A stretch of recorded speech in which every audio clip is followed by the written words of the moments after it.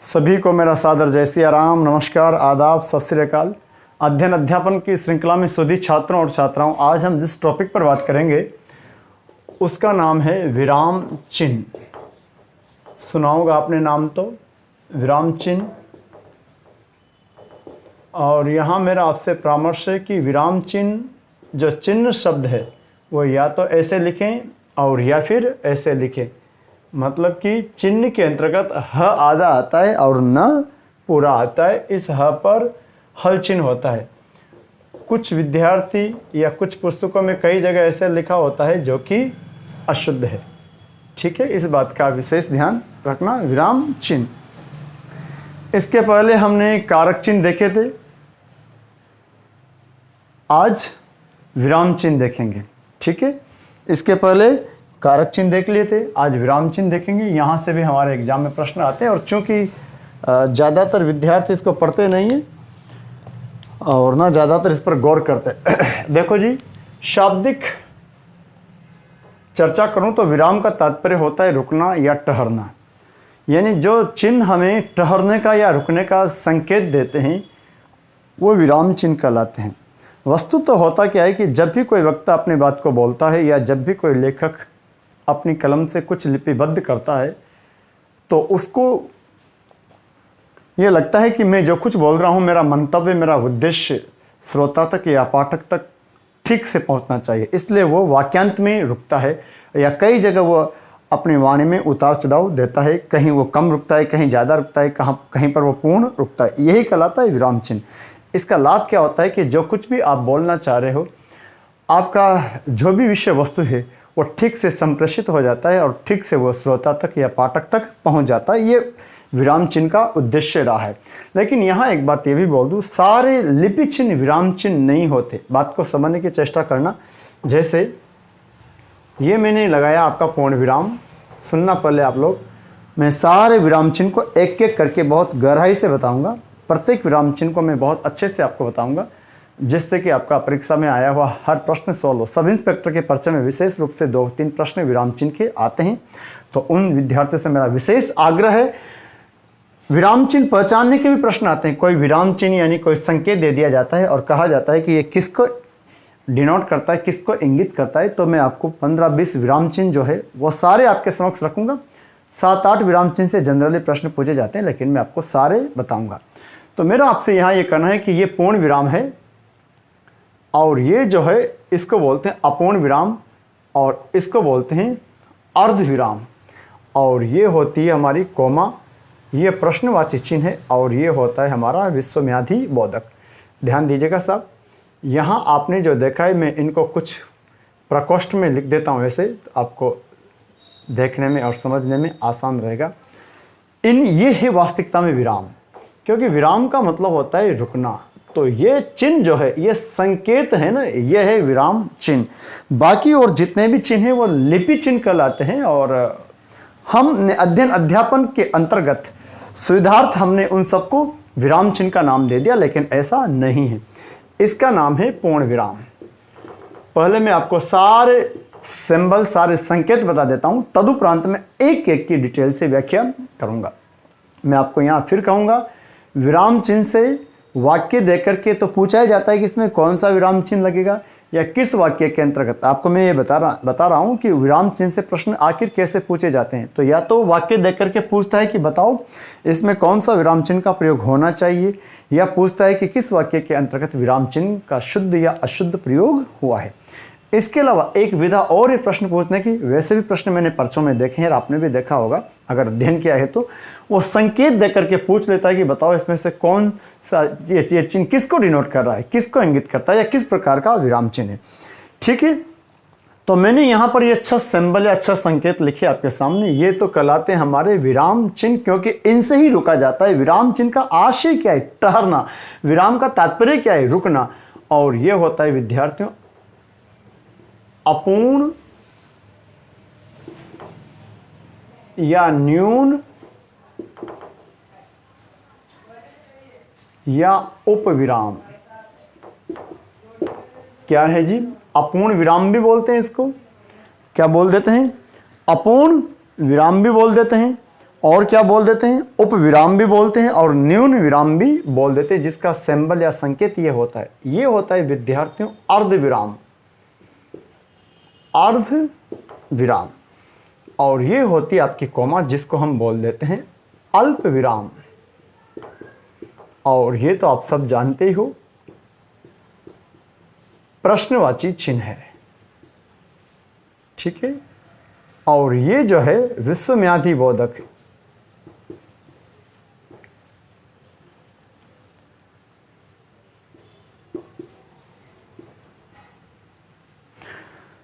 तो ये चिन्ह हैं 6 जो मैंने आपके सामने रखे।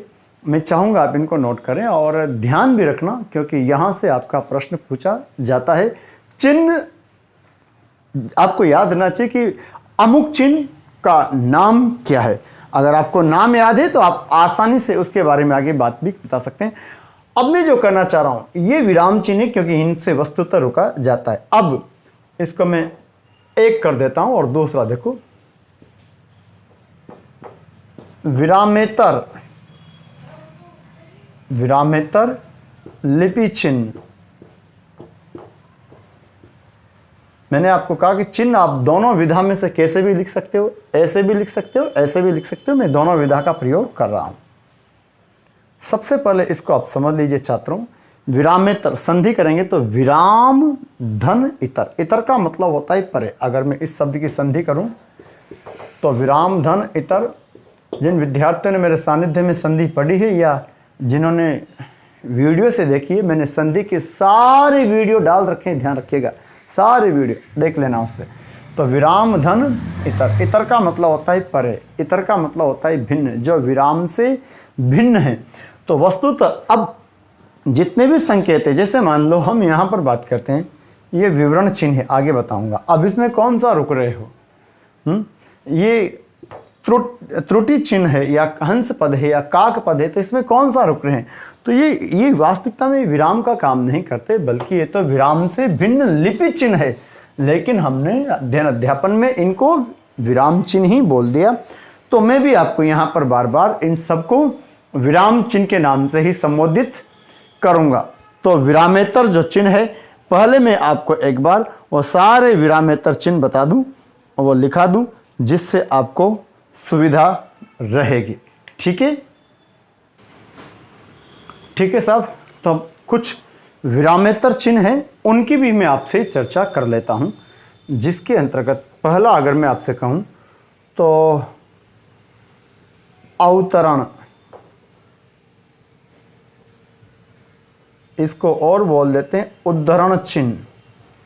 अवतरण या उद्धरण चिन्ह, ये क्या होता है इस प्रकार से। एक तो होती है सिंगल इन्वर्टेड कोमा, तो इसको तो बोल देते हैं एकल, क्या बोल देते हैं, एकल अवतरण चिन्ह या एकल उद्धरण चिन्ह। और एक होता है विद्यार्थियों इस प्रकार से दो डबल इन्वर्टेड कोमा, इसको बोल देते हैं दोहरा। इसको क्या बोलते हैं, दोहरा अवतरण चिन्ह। आपको स्पष्ट दिखाई दे रहा है। एकल, जहां सिंगल इन्वर्टेड कोमा होती है उसको एकल बोल देते हैं, और इसको बोल देते हैं दोहरा। ठीक है, तो इसके बाद हम बात करें यहाँ दूसरे नंबर पर वापस, यानी कि विरामेतर लिपि चिन्ह जो है उनकी मैं आपसे बात कर रहा हूं। तो दूसरे नंबर पर अगर मैं आपको यहां बताऊं तो काक पद, कौवे का जैसा पद, इसको और बोल देते हैं हंस पद, और बोल देते हैं त्रुटि चिन्ह। मैं सारे चिन्हों की एक एक करके आगे जितनी आवश्यक होगी उनकी व्याख्या करूंगा, अनावश्यक कुछ भी नहीं बोलूंगा, आप जानते ही हो। ये वाला जो चिन्ह है हंस पद या त्रुटि चिन्ह कहलाता है, जब हम किसी चीज को लिखना भूल जाते हैं।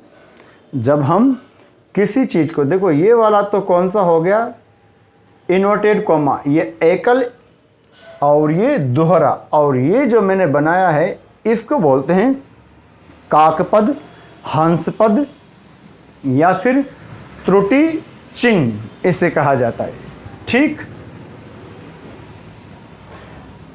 विरामेतर में अगर हम बात करें तो जो तीसरा होता है हमारे पास विरामेतर में, वो एक ये है, इसको बोलते रेखांकन। क्या बोल देते हैं इसको? रेखांकन। तो मैं पहले नाम लिख देता हूं, रेखांकन मतलब कि रेखा के द्वारा अंकन, अंडरलाइन करना। रेखांकन ये वाला, इसको इंग्लिश में बोलते हैं अंडरलाइन करना। यानी किसी चीज को आप पाठक से ये चाहते हैं कि वो उस पर गौर करें, ज़्यादा ध्यान दें, तो हम रेखांकन कर देते हैं, अंडरलाइन लगा देते हैं। ठीक है, हम चाहें कि वो और ज़्यादा ध्यान दें तो हम उसको काले, गहरे काले अक्षरों में कर देते हैं, काले अक्षर या गहरे काले अक्षर, जिसको मैं बोलूंगा बोल्ड लेटर। बोल्ड लेटर, काले अक्षर या गहरे काले, ज़्यादा डार्क कर देते हैं हम उसको। तो जहां हम चाहते हैं कि अंडरलाइन से भी ज़्यादा उसको हम महत्व दे रहे हों, तो हम उसको काले अक्षरों में लिख देते हैं, यानी गहरा कर देते हैं उसको। ठीक है, और एक होता है हमारे पास विकल्प चिन्ह, जिसको हम इंग्लिश में बोलते हैं, हिंदी में बहुत कम यूज करते हैं, इंग्लिश ही हम उसको बोलते हैं ऑब्लिक। क्या बोलते हैं इंग्लिश में उसको? ऑब्लिक। अक्सर आपने सुना होगा। और ये चिन्ह कैसा होता है? इस प्रकार से तिरछा सा निशान होता है। रेखांकन ये वाला होता है, इसको इंग्लिश में क्या बोलते हैं? अंडरलाइन। अगर आप चाहो तो इंग्लिश में भी लिख लेना, अंडरलाइन ये वाला। बोल्ड लेटर का कोई चिन्ह या कोई संकेत नहीं है। बोल्ड लेटर का मतलब तो क्या है? अक्षरों को बोल्ड कर देना, यानी कि उनको ज़्यादा मोटा कर देना, गहरे काला कर देना है। और विकल्प चिन्ह OBLIQUE, ऑब्लिक, जिसके अंतर्गत एक हम तिरछा सा डंडा लगा देते हैं। एक होता है विद्यार्थी हमारे पास लाघव चिन्ह। लाघव नाम से लग रहा है, शॉर्ट फॉर्म लिखने के लिए लाघव चिन्ह। इस लाघव चिन्ह में क्या करते हैं? इस प्रकार से डॉट लगा देते हैं। जैसे हम पुल्लिंग पूरा नहीं लिख करके पू लिख करके लगा दें, है ना। बहुजन समाज पार्टी पूरा नहीं लिख करके बसपा आगे बताऊंगा, तो इसको बोलते हैं लाघव चिन्ह। ठीक है, लाघव चिन्ह। उसके बाद आता है कि अनुवृत्ति या पुनरुक्ति चिन्ह। जहां पहली पंक्ति में लिखी हुई बात कोई वापस लिखा जाए, उसी चीज को दोहराव किया जाए, तो हम ये यूज करते हैं। जैसे आपने पढ़ा होगा ना, एक पेन का कीमत 5 रुपया, इसलिए 10 पेन का कीमत इतना, इसलिए वो जो है उसको बोल देते हैं, क्या बोल देते हैं जिसको? अनुवृत्ति और या पुनरुक्ति चिन्ह। अनुरुक्ति या पुनरुक्ति चिन्ह किसको? जहां पर हम इस प्रकार से किसी चीज को एक बार लिख करके सेम शब्द रिपीट हो रहे हों, तो फिर हम वहां पर शब्दों को रिपीट नहीं करके चिन्ह लगा देते हैं। उसके बाद फिर हमारे पास आता है लोप चिन्ह, लोप या वर्जन चिन्ह। यह भी आपके पर्चे में पूछा जा चुका है। लोप या वर्जन चिन्ह, इसमें क्या होता है? 3 डॉट होते हैं। ये किस बात को द्योतक है? होता क्या है कि कई बार लेखक ये चाहता है कि कुछ बात लिख करके आगे की बात पाठक अपने मन से सोचे, पाठक स्वचिंतन के द्वारा बताए, तो वहाँ ऐसा लगा देते हैं। जैसे मैंने आपसे कहा कि उसने मुझसे क्या क्या नहीं बोला, अब डैश डैश लगा दिया। इसका मतलब मैं ये प्रत्याशा करता हूँ कि अब जो श्रोता है वो उस चीज़ को समझ ले कि क्या क्या बोला होगा। ठीक है, इसी प्रकार मैंने लिख दिया सकल पदार्थ डैश डैश डैश, मतलब ये 3 लगा कर लिख दिया। तो जहां हम उस चीज को लोप कर देते हैं उसको बोलते हैं लोप चिन्ह या वर्जन चिन्ह। उसके बाद फिर हमारे पास आता है जी विवरण चिन्ह खूब यूज करते हैं, बिना मतलब के भी यूज करते थे इसको। जब किसी चीज का विवरण प्रस्तुत करना होता है तो विवरण चिन्ह। अगला आता है हमारे पास योजक चिन्ह। योजक चिन्ह जिसको हम इंग्लिश में बोलते हैं हाइफन। कहते हैं कि हिंदी में सर्वाधिक यूज किया जाने वाला चिन्ह जो है वह पूर्ण विराम है, और उसके बाद अगर कोई चिन्ह सर्वाधिक यूज होता है हिंदी लैंग्वेज में तो फिर वो कोमा है। कोमा के बाद अगर कोई ज़्यादा यूज होता है तो योजक है। ये योजक चिन्ह है। इसका संकेत इस भांति होता है योजक। ठीक है, नोट कर लीजिएगा आप लोग यहां तक। योजक चिन्ह जिसको हम इंग्लिश में बोलते हैं, योजक चिन्ह को इंग्लिश में कहा जाता है हाइपन। क्या कहते हैं जी? हाइपन। उसके बाद फिर हमारे पास आती है रेखिका। इसको एक और बोल देते हैं निर्देशक चिन्ह। ये इस प्रकार से होती है, लेकिन कहते हैं कि ये योजक चिन्ह से थोड़ी बड़ी और मोटी होती है। क्या बोला मैंने? ये योजक चिन्ह से थोड़ी बड़ी, रेखिका थोड़ी बड़ी होती है या मोटी भी होती है और बड़ी भी होती है। रेखिका किससे? योजक चिन्ह से। उसके बाद है तुल्यता बोधक। तुल्यता बोधक बराबर लगा देते हैं। 5 × 4 = 8। तो बराबर का जो चिन्ह, तुल्यता, तुलना कर देते हैं ना एक दूसरे से, भाई ये बराबर हो गए।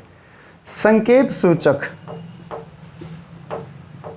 ये खूब आपने सुना होगा। संकेत सूचक ऐसे लगा रहता है, जैसे लिखा हुआ है जयपुर 502 किलोमीटर, पीने का पानी, समझ में आ रहा है, महिला हॉस्टल। तो ऐसे जो है वो चिन्ह, इसको बोलते हैं हम संकेतक। क्या बोलते हैं? एक और हमारे पास है, ये भी आपने कई बार पढ़ा होगा और देखा भी होगा, कोष्टक। जब हम किसी एक बात का अर्थ और अच्छे से स्पष्ट करना चाहते हैं तो हम कोष्टक का प्रयोग कर देते हैं। यानी कि बाहर लिखी हुई बात को और क्लियर करना चाहें कि इसको पाठक अच्छे से जान लें, तो फिर हम वहाँ कोष्टक का प्रयोग कर देते हैं। और आखिरी समाप्ति चिन्ह। समाप्ति चिन्ह, समाप्ति चिन्ह कोई खास चिन्ह नहीं है, उसका कोई निश्चित रूप भी नहीं, लेकिन कहते हैं कि ऐसे किसी अध्याय, किसी पाठ या किसी पुस्तिका की समापन पर ऐसे डॉट लगे होते हैं, उसको बोल देते हैं समाप्ति चिन्ह। दिखाई नहीं पड़ रहा? अच्छा रुको।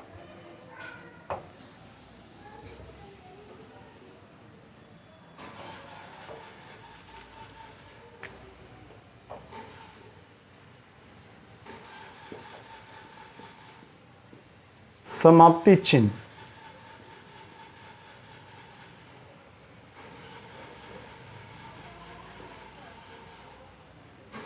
ऐसे होता है। ये समाप्ति चिन्ह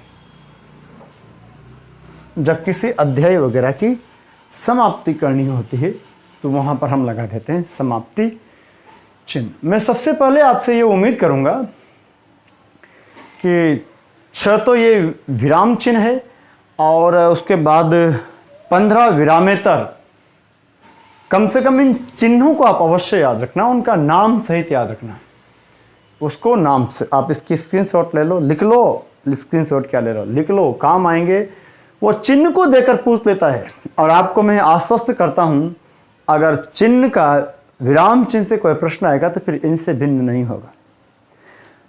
अब जो प्रश्न पूछे जाते हैं वो सबसे ज़्यादा इन 6 से पूछे जाते हैं, क्योंकि विराम चिन्ह तो यही है। लेकिन वो कभी कभी विरामेतर लिपि चिन्ह, जैसे कि अवतरण से या हंस पद से पूछ लिया उसने, लाघव चिन्ह से पूछ लिया, उसने योजक से पूछ लिया, तो मैं प्रत्येक की अब सटीक, सार्थक और सारगर्भित व्याख्या करता हूँ, जिसके लिए वांछित हूँ।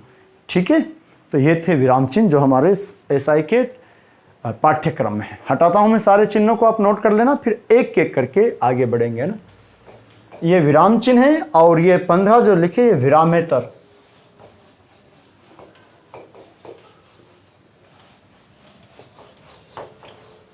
सारे विराम चिन्ह को आप याद रखिए। फिर किस विराम चिन्ह के अंतर्गत क्या होता है, इस बात को भी आप ध्यान रखें। मैं बताता हूं, जहां जिसको जितने बताने की जरूरत होगी उतनी व्याख्या मैं आपके लिए करूंगा।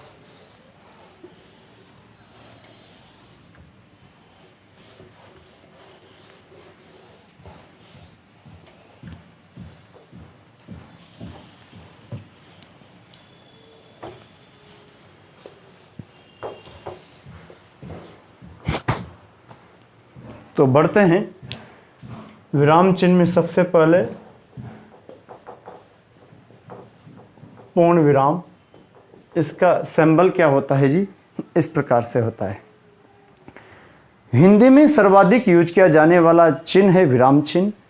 आपको यहाँ एक बात बता दूँ, हिंदी में, हमारी भाषा में विराम चिन्ह को लेकर कोई खास उल्लेख नहीं है।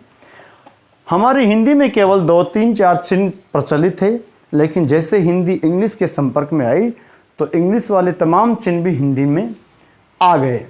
विराम चिन्ह, इसमें पहला हम बात करें पूर्ण विराम, कहाँ लगता है जी, वाक्यांत में। वाक्यांत में 3 चिन्ह लगते हैं। वाक्यांत में कहाँ प्रयोग करोगे, वाक्यांत में। वाक्यांत में 3 चिन्ह लगते हैं, पूर्ण विराम और एक प्रश्नवाची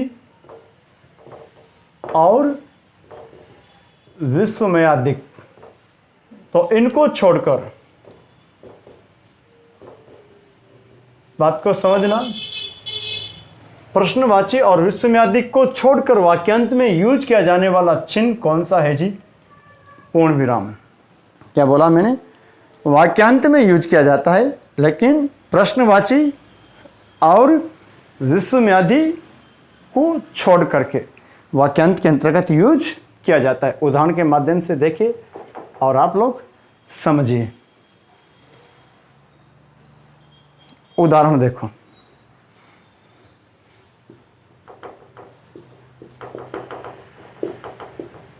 बारिश हो रही है,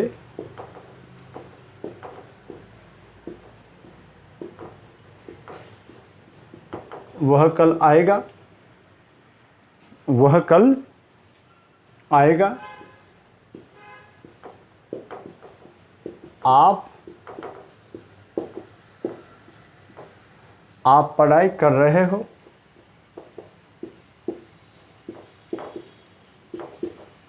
आप पढ़ाई कर रहे हो। लेकिन इसमें विशेष तथ्य मैं आपको बताने जा रहा हूं, उसे ध्यान रखिएगा। बारिश हो रही है, वह कल आएगा, आप पढ़ाई कर रहे हो, यहां तक तो कोई बात नहीं, लेकिन जरा इस वाक्य को आप देखना है। मैं जानता हूं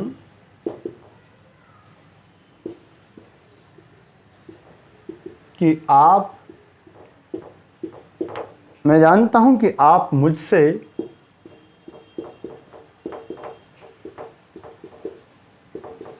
मैं जानता हूं कि आप मुझसे क्या चाहते हो। मैं यहां कोई चिन्ह नहीं लगा रहा, पहले आपके लिए छोड़ रहा हूं, उसके बाद हम बात करेंगे क्या आएगा वहां। मैं जानता हूं कि आप मुझसे क्या चाहते हो।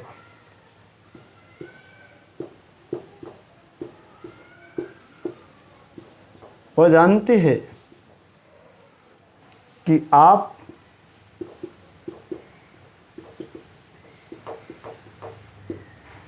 वो जानती है कि आप क्या पसंद करते हो।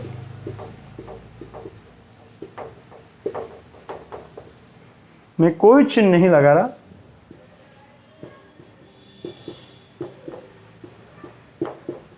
राम जानता है कि आप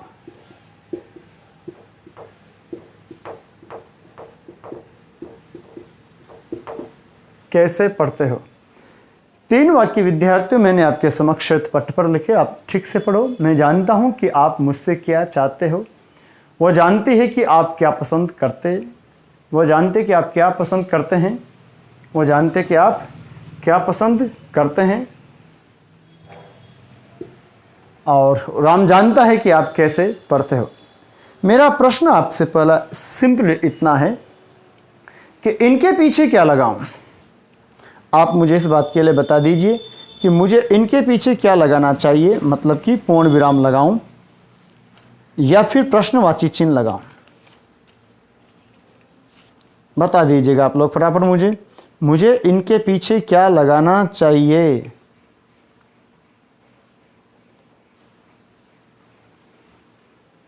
बताओ। देखो, कुछ विद्यार्थी यहाँ पर प्रश्नवाची चिन्ह लगा रहे होंगे, कुछ पूर्ण विराम लगा रहे होंगे। ये 2 ही निकल कर आ रहे होंगे ना, या तो प्रश्नवाची चिन्ह या पूर्ण विराम, या तो प्रश्नवाची चिन्ह और या पूर्ण विराम, इन दोनों में से एक। मेरे विद्यार्थियों एक बात समझिएगा, उसके बाद हम तय करेंगे कि यहाँ पर क्या आएगा। प्रश्नवाची चिन्ह तब लगता है जब उसके अंतर्गत प्रश्न पूछा जाए। आप मुझे ये पढ़ करके बता दो, इसमें कहीं प्रश्न पूछ रहा है क्या। यहाँ प्रश्न पूछा नहीं जा रहा, वस्तुतः तो यहाँ तो बताया जा रहा है। देखो आप, मैं जानता हूँ कि आप मुझसे क्या चाहते हो।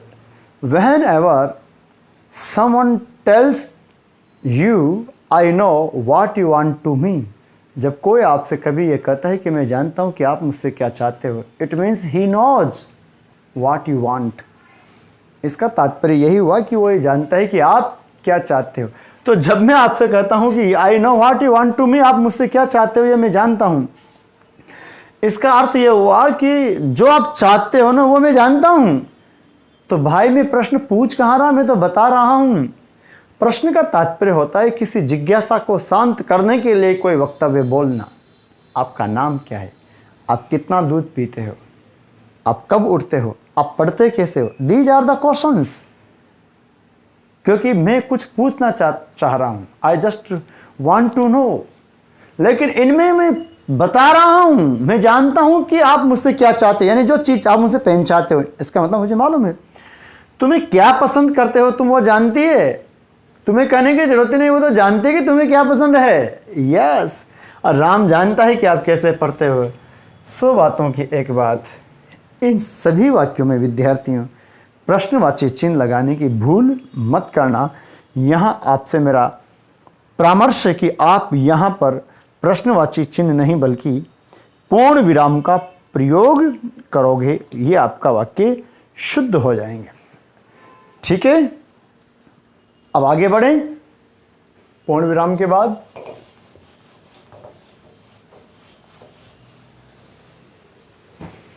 याद रखना, पूरी हिंदी में सबसे ज़्यादा अगर कोई चिन्ह प्रयोग किया जाता है तो फिर वो पूर्ण विराम ही है।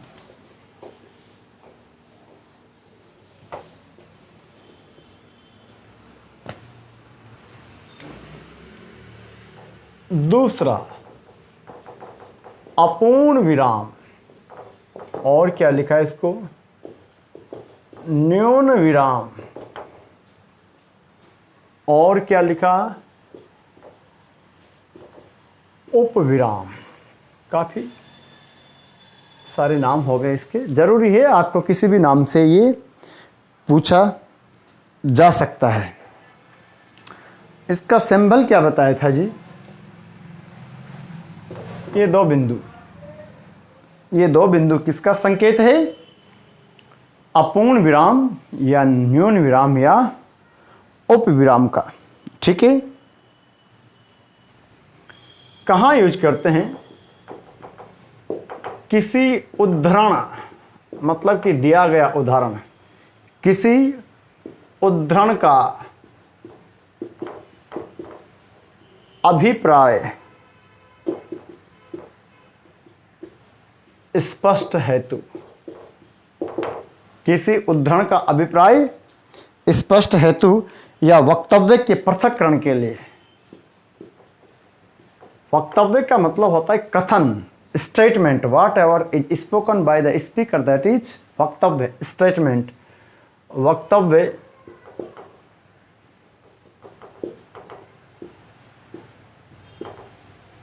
वक्तव्य के पृथक्करण हेतु, मतलब कोई कथन जो है उसको आप अलग कर रहे हो, उसके हेतु। उदाहरण देखो,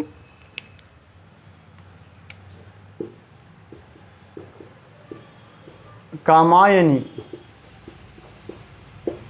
एक समीक्षा,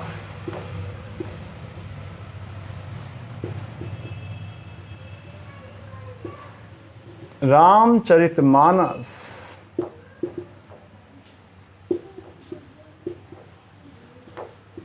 एक जीवन शैली, कोई खास बुक नहीं है, बल्कि how to live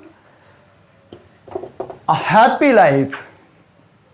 this book contents that element, कैसे जिए एक प्रसन्न जिंदगी। बेरोजगारी कारण और निवारण, ये जो मैंने बीच में यूज कर रखे हैं यह सबके सभी है विद्यार्थियों अपूर्ण विराम। आगे बढ़ें, उसके बाद हमारे पास आता है तीसरे नंबर पर अर्ध विराम।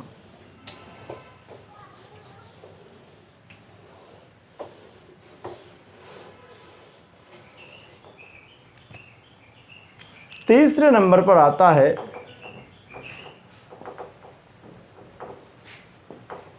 अर्ध विराम। अर्ध विराम का सिंबल क्या था? कुछ इस भांति था, एक डॉट या बिंदु और कॉमा, ये होता है अर्ध विराम। अर्ध विराम का शाब्दिक अर्थ क्या है? आधा ठहरना।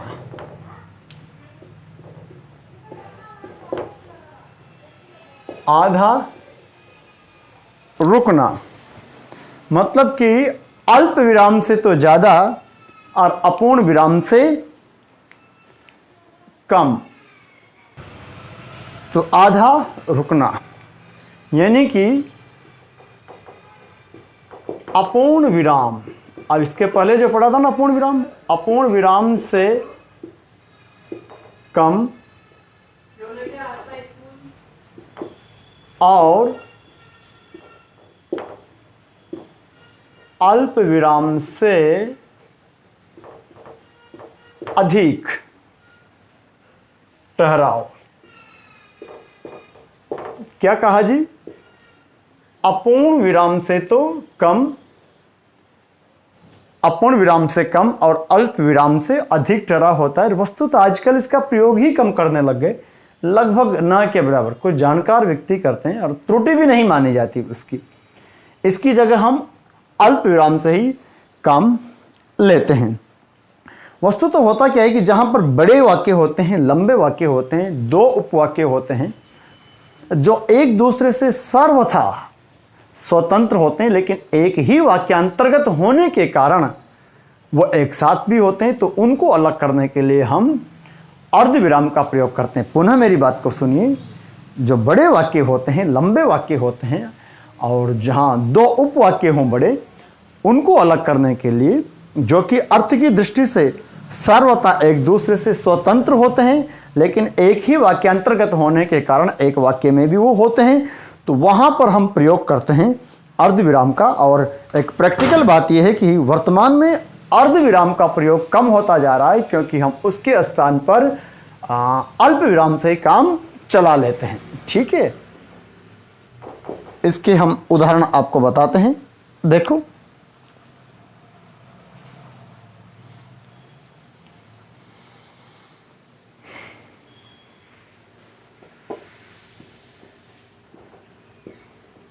वह मुझसे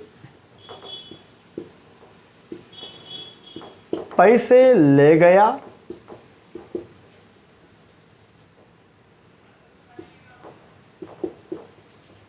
अब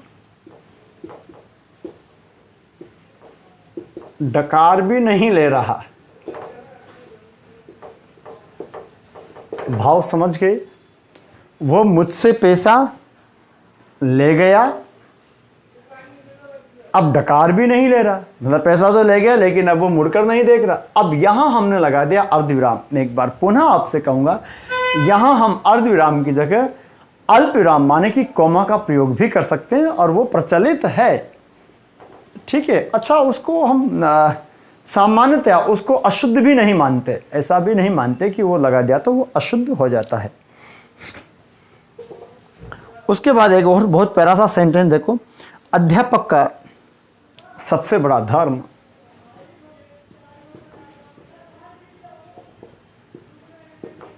अध्यापक का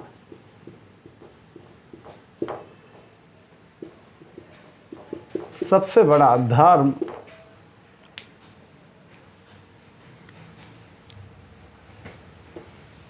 अध्यापक का सबसे बड़ा धर्म अपने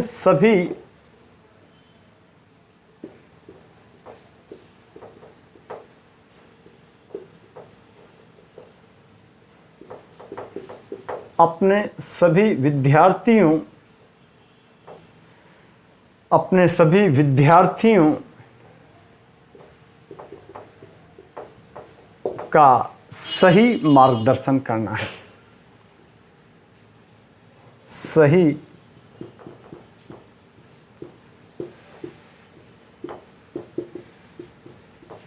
वाक्य को जरा देखो, बड़ा अच्छा वाक्य। अध्यापक का सबसे बड़ा धर्म अपने सभी विद्यार्थियों का सही मार्गदर्शन करना है।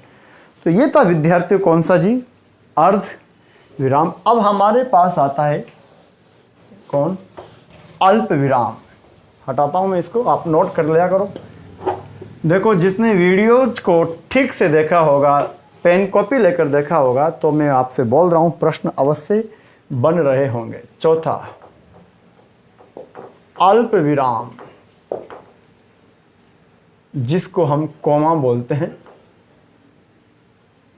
और इसका सिंबल ये होता है, ब्रैकेट में मैंने इसका सिंबल लिखा है COMMA कोमा, और उसको हमने कोमा तो बोल ही दिया, लेकिन उसका सिंबल आप लोग देख सकते हैं वहाँ पर, इस प्रकार से बनता है। हिंदी में पूर्ण विराम के बाद सबसे ज़्यादा प्रयोग किए जाने वाले चिन्ह में ये शामिल है। कौन? अल्प विराम। यानी कि हिंदी में पूर्ण विराम के बाद अगर सबसे ज़्यादा कोई चिन्ह प्रयोग किया जाता है मेरे प्यारे छात्रों और छात्राओं, तो फिर वो ये है। और इसके प्रयोग करने की स्थितियाँ भी बहुत होती है, बहुत ज़्यादा। मैंने कहा ना आपसे, अर्धविराम की जगह तो हम इसको लगाए देते हैं, लेकिन कई जगह हम इसका प्रयोग करते हैं। तो इसके प्रयोग की कंडीशन बहुत सारी होती है। मैं कोशिश करूंगा कि उनमें से कुछ खास स्थितियां मैं आपसे बताऊं। देखो, शब्दों के मध्य, दो वाक्यों के मध्य, है ना, दो शब्दों का रिपीटिशन हो रहा हो तो वहां यूज कर लेते हैं। तो ऐसे बहुत सारी कंडीशन है। इसका अगर अर्थ देखें तो नाम से ही लग रहा है, अल्प का मतलब होता है थोड़ा।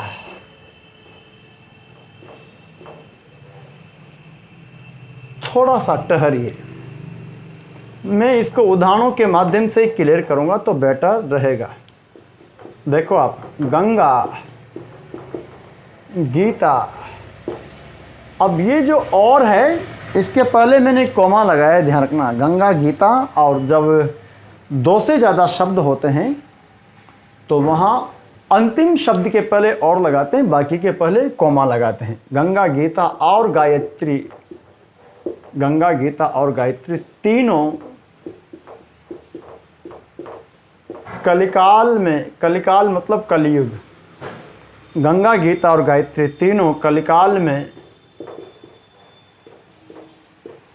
तीनों कलिकाल में मुक्तिदात्री हैं।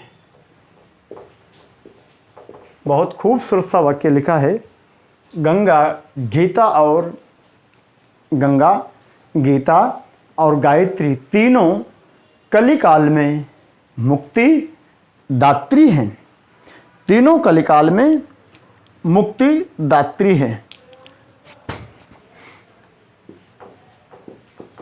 राम, श्याम और गणेश। गणेश परस्पर मित्र हैं। राम, श्याम और गणेश परस्पर मित्र हैं। तो हमने यहाँ पर क्या देखा कि दो से अधिक समान पदों के मध्य और अव्यय की आवश्यकता पड़ती है तो उसका प्रयोग अंत में करते हैं उस अव्यय का, उसके पहले हम कोमा का प्रयोग कर देते हैं। ठीक है। शब्द की पुनरुक्ति हो तो वहां भी, शब्द की पुनरुक्ति हो तो वहां भी हम इसका प्रयोग कर देते हैं जहां कोई शब्द की पुनरुक्ति हो। जैसे देखो,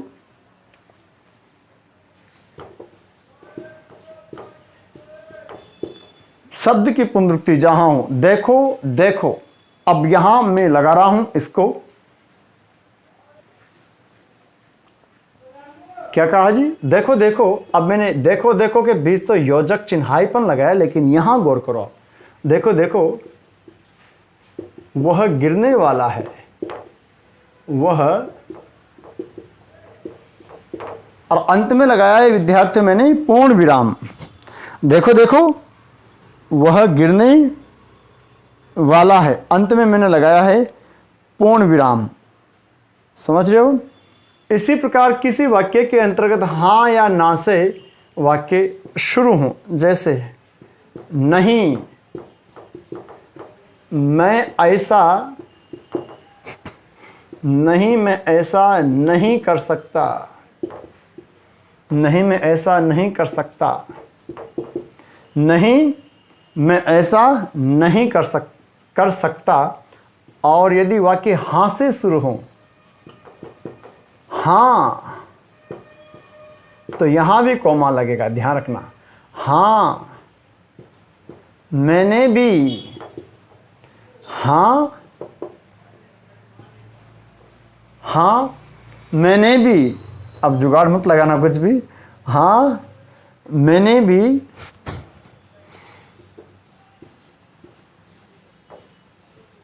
वह दृश्य देखा था। देखो आप क्या सोच रहे थे? हाँ मैंने भी, हाँ मैंने भी वह दृश्य देखा था। किसी वाक्य में बस आ जाए, यानी कि बस से शुरू हो, बस,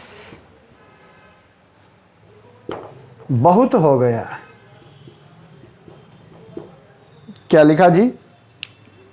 बस बहुत हो गया। थोड़ा आगे बढ़ा दूं वाक्य को, बस बहुत हो गया, अब रहने दीजिए, अब रहने दीजिए। कई बार कहते हैं अरे नहीं यार बस बहुत हो गया, तो हाँ ना बस। अच्छा एक चीज और, जहां पर यह, उसे, इसे, जिसे, इनका लोप कर दें मेरे विद्यार्थियों, तो वहां भी इसका प्रयोग करते हैं। जैसे जरा वाक्य देखना और आनंद लेना वाक्यों का। जाना है, कोमा, जाइए। जाना है, कोमा, जाइए। यहां इसका आशय यह है कि जाना है तो जाइए।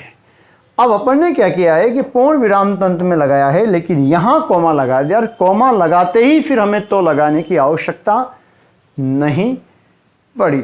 तो ये तो लगाने से हम बच गए इसके द्वारा। जाना है तो जाइए। इसी भांति अगर मैं आपसे कहूं, जो मैं कहता हूं, जो मैं कहता हूं, कोमा, अनुसरण करो।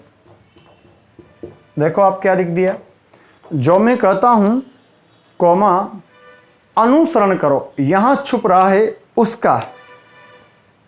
यहां आपसे कहा जाए तो यहां क्या छुप रहा है, उसका। जो मैं कहता हूं उसका अनुसरण करो। तो मेरे सभी छात्रों और छात्राओं, ये था अल्प विराम का। और भी प्रयोग हो जाता है जहां पर हम वाक्यों को जोड़ते हैं, वहां पर भी यूज कर लेते हैं। मोहन कोमा, जो कल तक बेरोजगार था आज आरएस अधिकारी बन गया। लेकिन मुख्यतः इनमें उसका प्रयोग होता है इस कंडीशन में।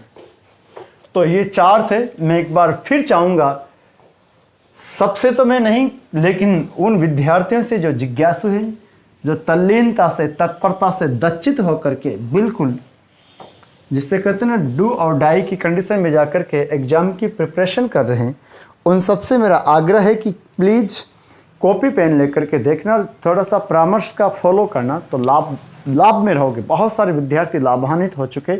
तो you can not be an exception. How can you be an exception? आप अपवाद हो ही नहीं सकते। समझ रहे हो बात को? चिन्हों को याद रखना पहले। किसको? चिन्हों को। तदुपरांत ये जो मैं डिटेल में व्याख्या बता रहा हूं। तो 4 हो गया था। 5वें नंबर पर है प्रश्नवाची। कोई मतलब नहीं है, प्रश्न यहां से आता भी नहीं है। इससे पहले वाले जितने बताए थे उनमें से प्रश्न आता है, यहां से प्रश्न नहीं आता। और अगर प्रश्न आता है तो मुझे लगता है उसमें कोई कंपटीशन नहीं होता, because every one can answer this type of question. देखो कोई भी आंसर दे सकता है। देखो प्रश्नवाची चिन्ह, जहां जिज्ञासा का मतलब होता है विद्यार्थियों जानने की इच्छा। जहां जिज्ञासा शांति हेतु कुछ पूछा जाए। 100 बातों की एक बात यार, सामान्य शब्दों में लिख दूं क्या?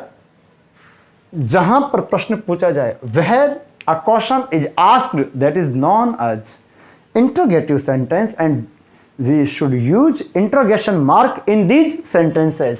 जहां जिज्ञासा शांति हेतु कुछ पूछा जाए। इसकी एग्जाम्पल देखते हैं, कई बना सकते हो। आप कहां हो?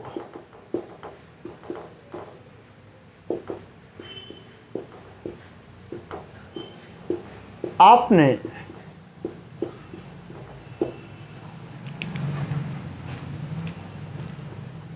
फॉर्म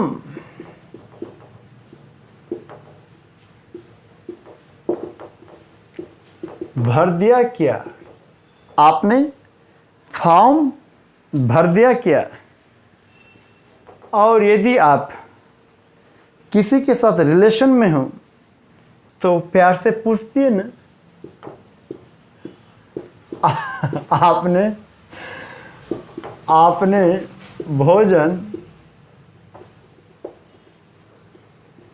आपने भोजन कर लिया क्या?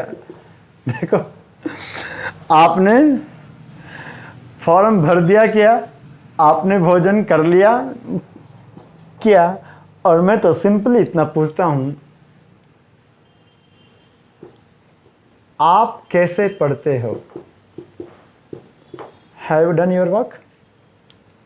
Then come and sit.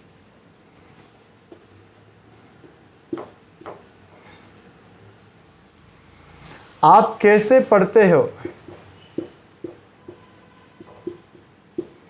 जरा गौर कीजिएगा। आप कहाँ हो? Where are you? आपने फॉर्म भर दिया क्या? Have you applied the form? आपने भोजन कर लिया क्या? Have you taken food? आप कैसे पढ़ते हो? How do you read or study? उम्मीद करता हूँ आप समझ गए होंगे। मैंने जैसा पहले ही कहा, यहाँ पर प्रश्न पूछा जाता है, कोई क्यूरी होती है, कोई जिज्ञासा होती है, तो इसमें से कोई बहुत मुश्किल बात नहीं है। हम आगे की ओर गति करते हैं, आगे मूव करते हैं, और वो है हमारा विश्वम्यादी बोधक चिन्ह। विश्वम्यादी बोधक चिन्ह देखिए, विश्वम्यादी बोधक चिन्ह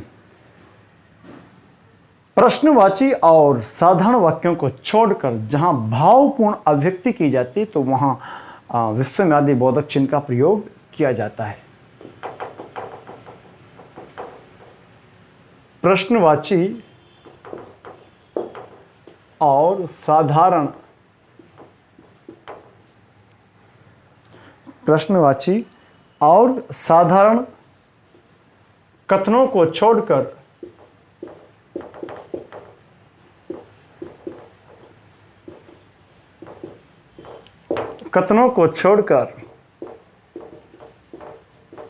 भावपूर्ण अभिव्यक्ति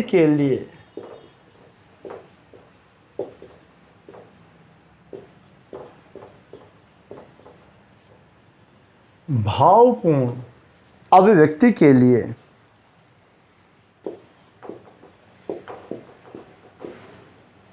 इस चिन्ह का प्रयोग किया जाता है।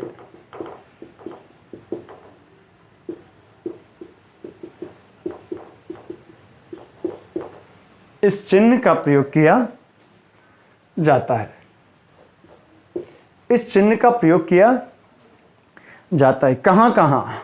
देखो, हर्ष, घृणा, शोक, आनंद।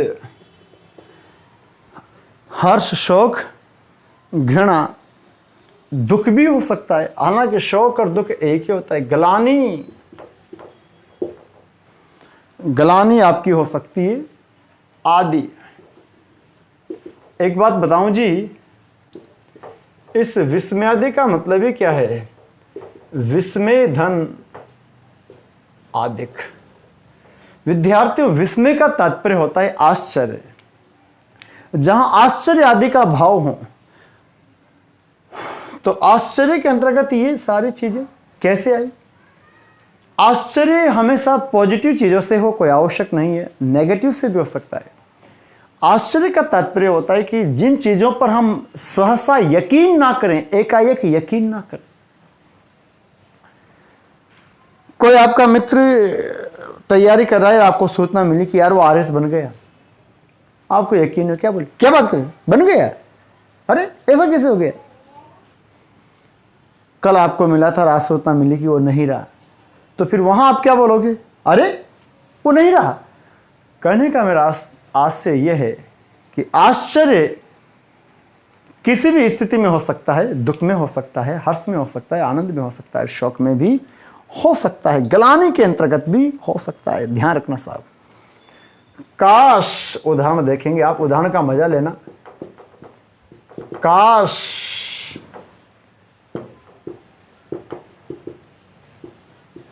आप मुझे पहले मिले होते। काश आप मुझे पहले मिले होते। छी छी। कभी आपको ऐसी उटपटांग हरकत कर देते हो तो सामने वाला क्या बोलता है? छी छी। आप कितने गंदे हो। याद रखिएगा, यहां पीछे का लॉजिक क्या है कि अगर पीछे साधारण वाक्य की शक्ल का वाक्य हो तो पूर्ण विराम लगाइए। पीछे भी आपको लग रहा है अब कितने गंदे हुए हैं, कोई माप थोड़ी रहा है कि कितना गंदा है, इतना 1 किलो गंदा है कि 2 किलो गंदा है, तो हमने पीछे भी वहां पर इसी का प्रयोग किया। छी छी, आप कितने गंदे हो। उफ, उफ, बहुत गर्मी है। गर्मी में दोनों रूप प्रचलित है, अगर माँ के ऊपर र निकाल दोगे तो भी प्रचलित है, लेकिन ये ठीक है। हालांकि दोनों ही बिल्कुल सही है। वाह, वाह, मजा, वाह, मजा आ गया। वाह, मजा आ गया। विस्मय में अगर हम किसी को संबोधित करें तो वो संबोधन भी हो सकता है।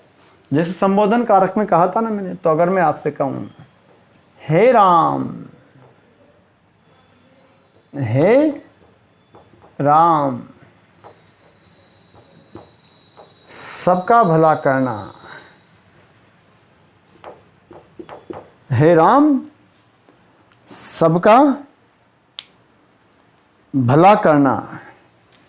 तो यहाँ मैं आपसे कहना क्या चाह रहा हूँ कि हमने विस्मय के अंतर्गत अगर हम किसी को संबोधित कर रहे हैं तो उसका प्रयोग भी कर देते हैं। चूंकि यहाँ पर भी मैं कामनाएं तो व्यक्त कर रहा हूँ तो पीछे ये लगा दूंगा, हे राम सबका भला करना। तो विद्यार्थियों, अगर आपने गौर किया है पूरा वीडियो अंत तक देखना। अभी तक मैंने आपको बताया विराम चिन्ह 6, पूर्ण विराम, अपूर्ण विराम, अर्ध विराम, अल्प विराम, प्रश्नवाची और एक ये विस्मयादिक।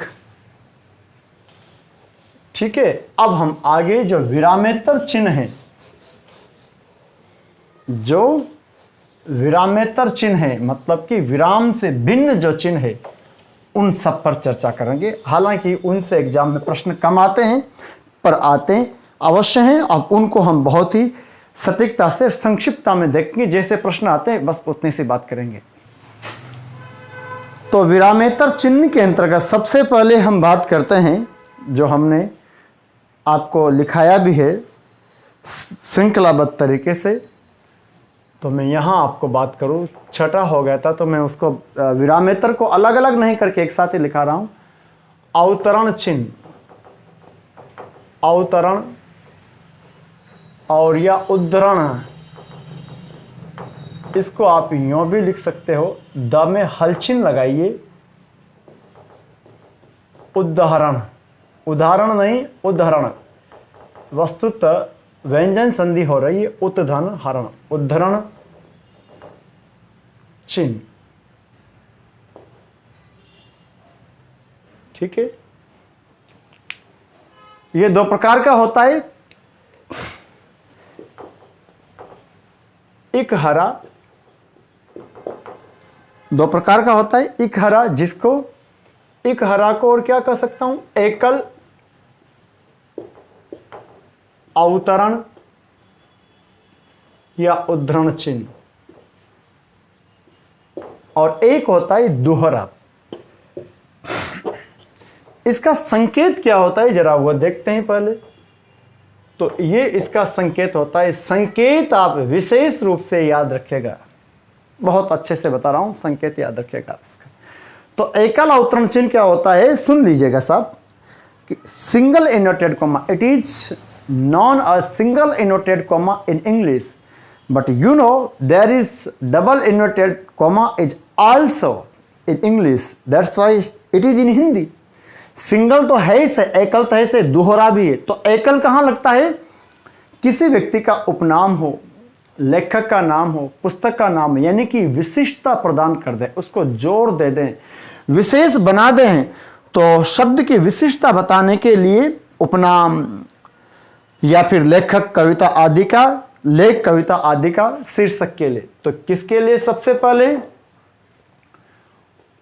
विशिष्टता बताने के लिए। विशिष्टता लिखूं या विशेषता लिखूं, ज्यादा अंतर नहीं है। विशिष्टता, विशिष्टता बताने के लिए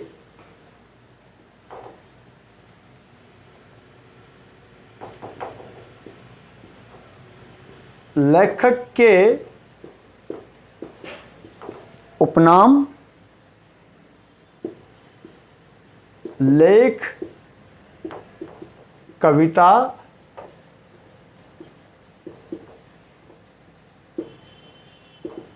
और शीर्षक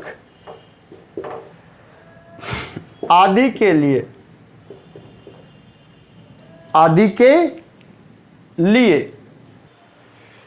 देखिए, जैसे क्या कहा कि विशिष्टता बताने के लिए लेखक के उपनाम, लेख, कविता और शीर्षक आदि के लिए। जैसे मैं आपको उदाहरण के माध्यम से बताऊं, महाप्राण,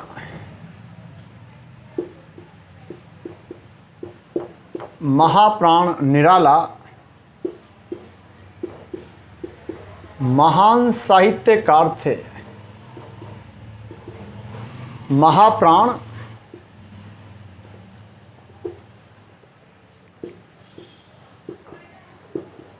महाप्राण निराला महान साहित्यकार थे।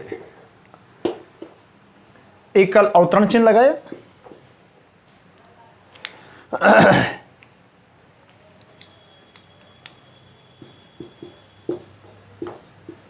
रामचरितमानस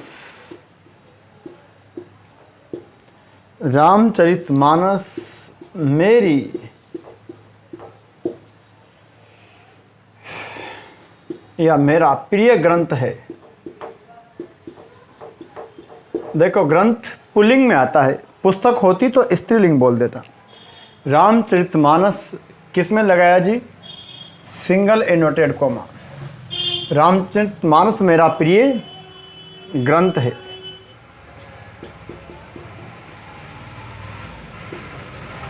गांधी जी को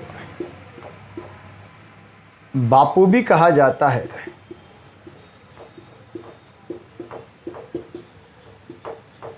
गांधी जी को बापू भी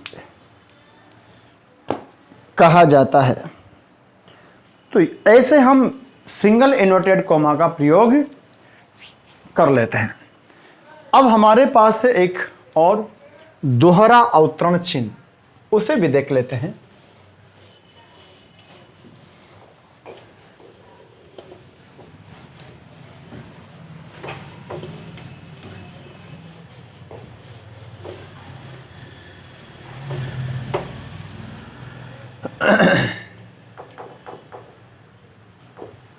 दोहरा अवतरण अथवा उद्धरण एक ही बात है ना। अवतरण लिखूं या उद्धरण लिखूं, दोहरा अवतरण चिन्ह ये वाला, ये इसका संकेत होता है। इंग्लिश में बोलते हैं इसको डबल इन्वर्टेड कॉमा। कहां प्रयोग करते हैं जी? जब किसी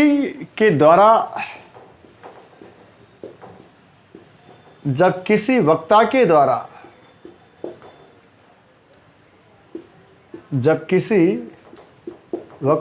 द्वारा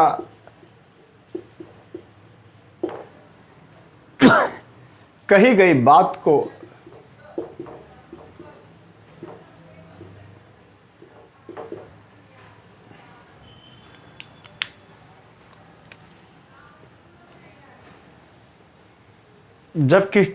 किसी वक्ता के द्वारा कही गई बात को जैसा का तैसा,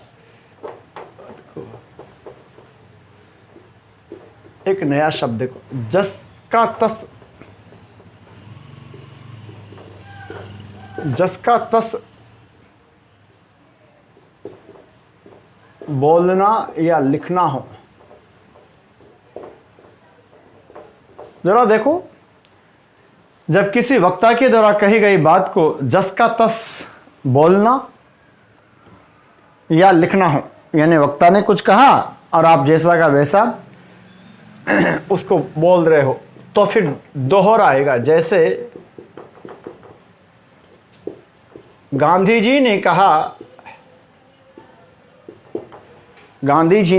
कहा अहिंसा परम धर्म है। और इस बात का विशेष याद रखिए कि ये जो पूर्ण विराम है ये इसके भीतर ही आता है। वस्तुतः ये इंग्लिश की अवधारणा है, इंग्लिश से ही ये लिया गया है, हिंदी के अंतर्गत प्रचलन में बहुत पहले नहीं था। गांधी जी ने कहा अहिंसा परम धर्म है।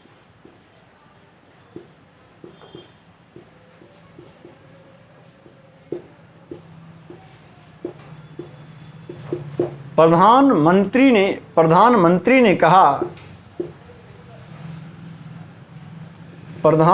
ने कहा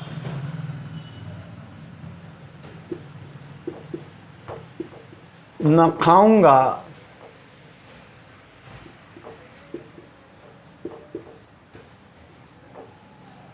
न खाने दूंगा।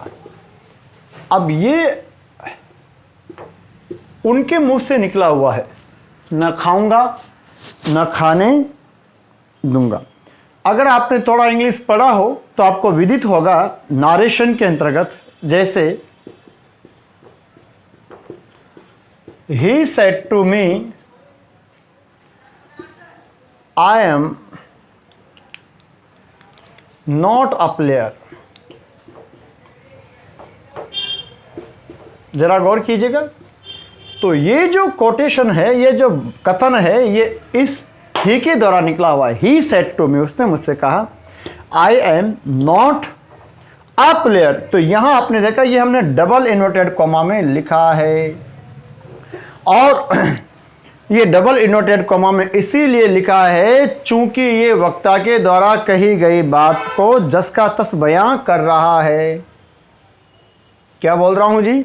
वक्ता के द्वारा कही गई बात को जस का तस बयां कर रहा है, इसलिए यहां डबल इन्वर्टेड कॉमा का प्रयोग हुआ। ठीक यही हिंदी में है। तो मेरा इंग्लिश का सेंटेंस बताने का यही उद्देश्य था। He said to me I am not a player. तो ये था आपका अवतरण चिन्ह। एकल भी हो गया, दूहरा भी हो गया उदाहरणों के द्वारा। अब देखते हैं हम अगला हमारा चिन्ह।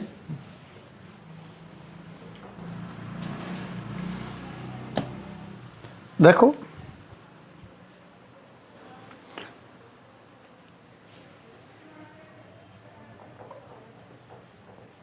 आठवां,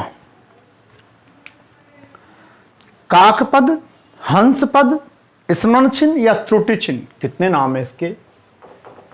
काक का मतलब कौवा, कौवे के जैसे पद हों, या हंस के जैसे पद हों, हंस पद, काकपद, हंस पद। कोई त्रुटि रह जाती है तो वहां इसका प्रयोग करते हैं, इसलिए त्रुटि चिन्ह। त्रुटि चिन्ह, कोई चीज बाद में याद आती है फिर लिख देते हैं, इसलिए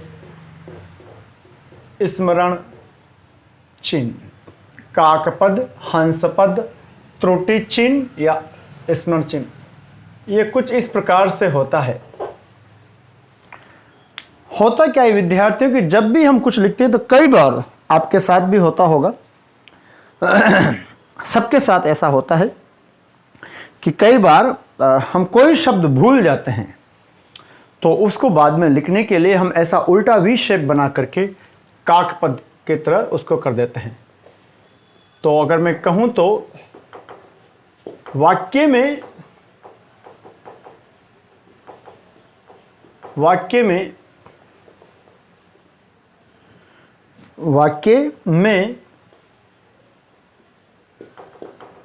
छूटे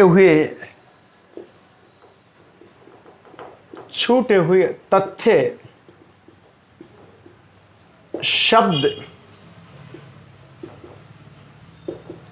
आदि को लिखने के लिए कहाँ प्रयोग करते हैं? वाक्य में छूटे हुए तथ्य अथवा शब्द आदि को,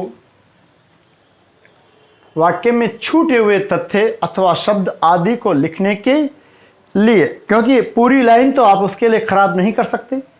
पूरी लाइन को गलत करके फिर आप दूसरा लिखें, उससे बेटर है कि हम ऐसा चिन्ह लगा दें जिससे ये हो जाए कि हाँ, हम यहाँ कुछ भूल गए थे जो हमने लिखा है। जैसे देखो, हम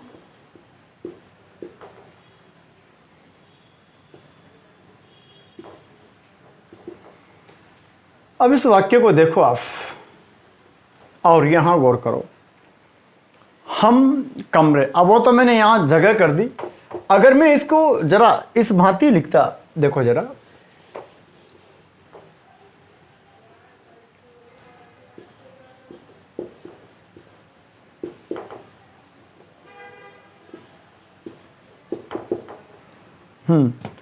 अब बताओ आप, ये शब्द लिख दिया हम कमरे हैं, तो इसका तो कोई मतलब नहीं है ना। तो फिर आपको क्या करना पड़ेगा? यहां पर आपको इस प्रकार से चिन्ह बनाना होगा। और वो चिन्ह यहाँ से यूं, और फिर यहाँ आप लिख दोगे मैं। अब जब भी रीडर आएगा, पाठक आएगा, तो हम कमरे, फिर है नहीं पड़ेगा, पहले ऊपर जाएगा, हम कमरे में हैं, हम कमरे में हैं, इस भांति वो पड़ेगा। कुछ विद्यार्थीगण क्या करते हैं, यूं नीचे लगा देते हैं, ऐसे ऐसे ऐसे कर देते हैं, ऐसे करके नीचे लिख देते हैं, जो गलत है। ये तरीका गलत है, आप शुद्ध तरीका फॉलो करें।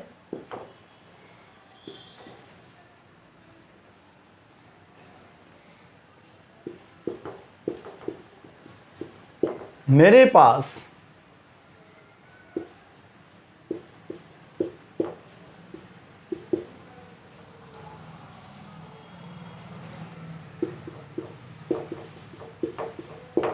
वाक्य पढ़ो।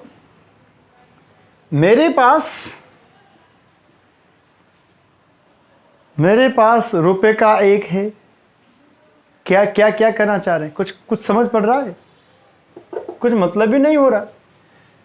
तो फिर अब यहां देखो, मेरे पास, अब मैंने यहां लगा दिया 5।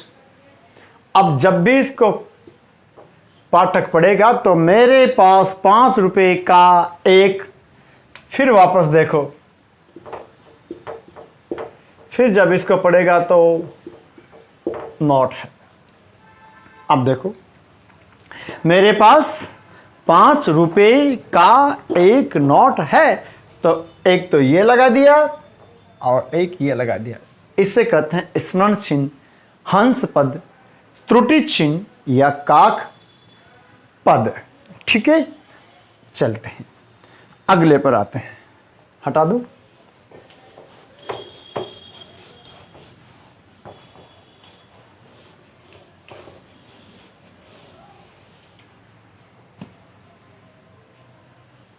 देखो, क्रमांक 9, रेखांकन। इसको बोलते हैं अंडरलाइन। क्या बोलते हैं? अंडर लाइन, यानी कि हम नीचे लाइन लगा देते हैं और इसका संकेत इस भांति है। कहाँ यूज करते हैं? शब्द या वाक्यांश या वाक्य पर बल देने के लिए।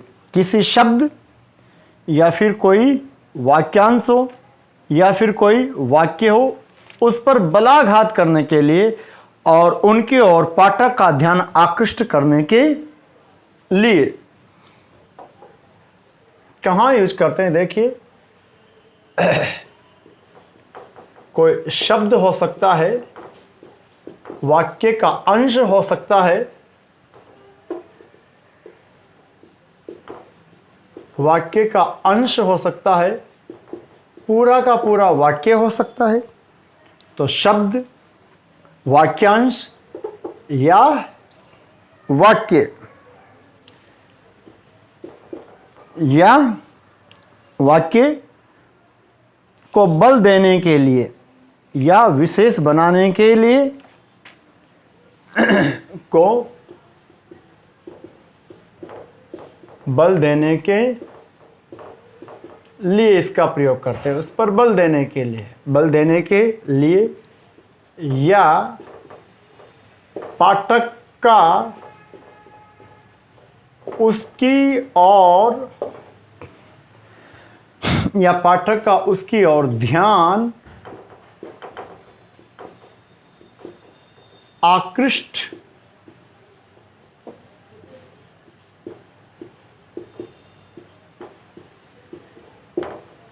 शब्द, वाक्यांश, वाक्य को बल देने के लिए या पाठक का उसकी ओर ध्यान आकृष्ट करने के लिए।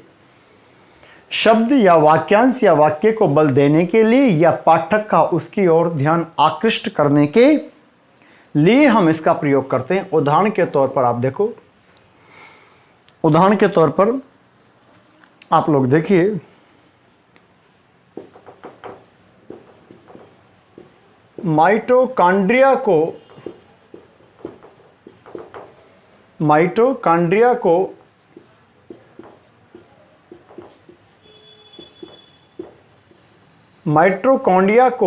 कोशिका का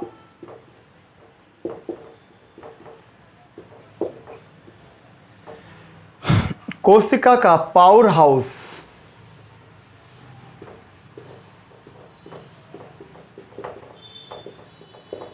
माइटोकॉन्ड्रिया को माइटोकॉन्ड्रिया को कोशिका का पावर हाउस कहा जाता है। अब यहां आप गौर करना, मैं चाहता था कि इस माइटोकॉन्ड्रिया शब्द पर, इस पावर हाउस शब्द पर पाठक यानी कि पढ़ने वाला कोई छात्र हो या कोई भी हो अन्य, इस पर वो अपना ध्यान दें, इसलिए मैंने वहाँ पर रेखांकन कर दिया। तो बहुत कॉमन सी बात है कि हमने उसको ध्यान देने के लिए कि लोग उस पर ध्यान दे, पढ़ने वाला। भारत को सोने की चिड़िया, ध्यान दीजिएगा शब्द पर, अब सोने की चिड़िया कहा जाता था। भारत को सोने की चिड़िया कहा जाता था। तो यहां आपने क्या किया, हमने उसको बल दे दिया है। ठीक है, तो किसी भी शब्द या वाक्य या वाक्यांश को खास बनाने के लिए या पाठक का ध्यान आकृष्ट करने के लिए, देखिए अगला है काले या बड़े अक्षर यानी कि बोल्ड लेटर। जहां पर शब्द वाक्यांश यानी वाक्य का अंश या वाक्य पर विशेष बल दिया जाए,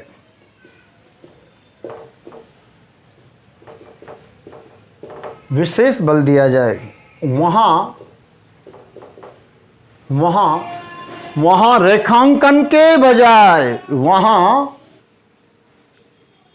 जहां पर शब्द वाक्यांश या वाक्य पर विशेष बल दिया जाए, वहां रेखांकन के बजाय अक्षरों को बड़ा या काला कर दिया जाता है। अब इसका तो कोई चिन्ह नहीं है ना, मैंने अब तक पहला लिपि चिन्ह है जिसका मैंने कोई सिंबल, कोई संकेत आपको नहीं बताया, क्योंकि है ही नहीं। जैसे मैंने आपको कहा, गौर करना, जयचंद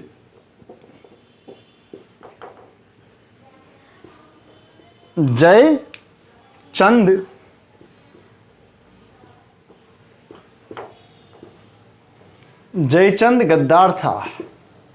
अब यहां देखो कुछ ज्यादा ही गहरा नहीं कर दिया मैंने, जयचंद गद्दार था। एग्जाम में पूछा नहीं जाता ये जनरली, लेकिन आप ध्यान रखना। तो जयचंद गद्दार था। अब यहां अपन ने उसको ज्यादा बोल्ड कर दिया है। ठीक है, उसके बाद 11वें क्रमांक पर आता है अपने पास विकल्प चिन्ह, ऑब्लिक मार्क। खूब यूज होता है विकल्प चिन्ह,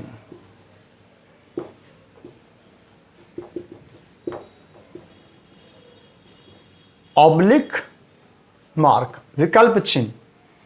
और इसका सिंबल कुछ इस भांति होता है, तिरछी लाइन होती, आड़ी, थोड़ी तिरछी, आड़ी नहीं कहूंगा पूरी, थोड़ी तिरछी सी लाइन होती है। जैसे तो यहां पर विकल्प को बताया जाता है। विकल्प को बताने के लिए, चॉइस के लिए यूज किया जाता है। ये तो बहुत नॉर्मल बात है यार, कई बार हम इसका प्रयोग कर सकते हैं। जैसे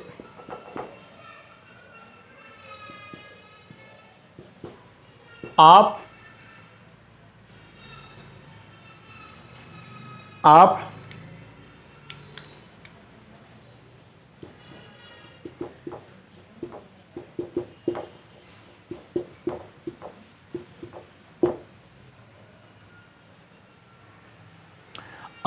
काला, पीला, हरा, लाल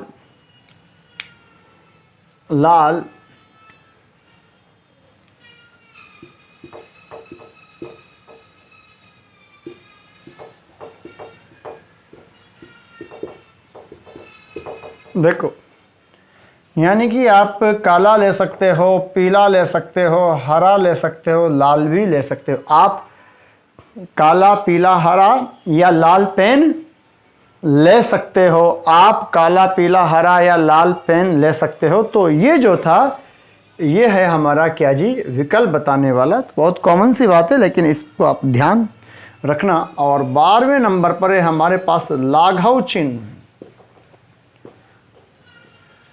लाघव चिन्ह ये इस प्रकार से एक डॉट होता है, बिंदु होता है, और ये छोटा करके बताता है किसी को, इसके लिए इसलिए इसको बोल देते हैं लाघव चिन्ह। संक्षिप्त रूप लिखने के लिए या संक्षिप्त रूप या छोटा रूप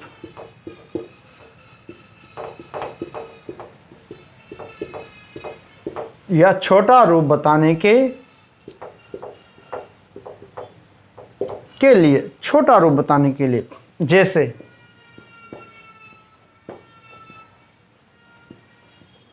हालांकि भाजपा जहां लिखा होता है ये भी नहीं लिखा रहता, पर अगर मैं आपको यहां कर दूं, ये लो, भा से भारतीय, ज से जनता, पा से पार्टी, भाजपा।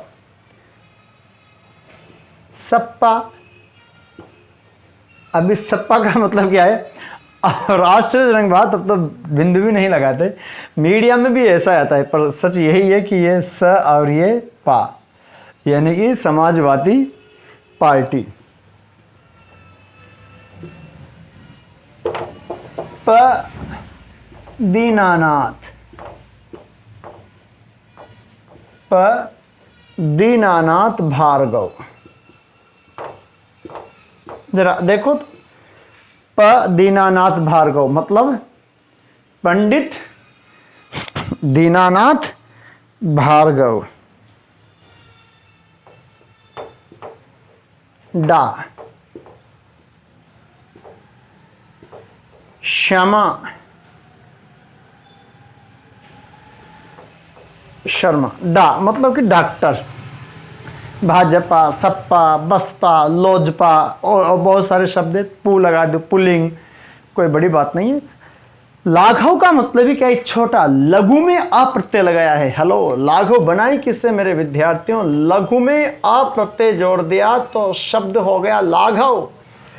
लघु का मतलब छोटा होता है यार, तो ये संक्षिप्त करने का, संक्षिप्त रूप या छोटा रूप बताने के लिए इसका प्रयोग करते हैं लाघव का। ठीक है, तो ये 12 हो गए, आगे कुछ और बच रहे हैं, उनको भी देखते हैं। देखिए, अनुवृत्ति या पुनरुक्ति चिन्ह, जहां समान तथ्य को दोहराया जाए, जहां समान तथ्य यानी कि समान, और इजी में लिखूं तो यार समान शब्द, वाक्यांश को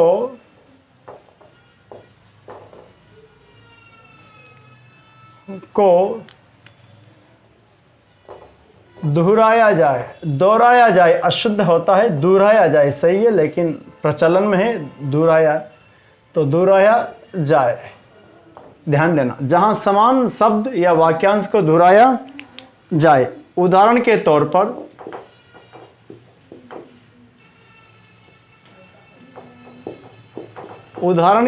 पर, श्रीमान, उदाहरण के तौर पर श्रीमान शंकरलाल, श्रीमान हु इज देयर,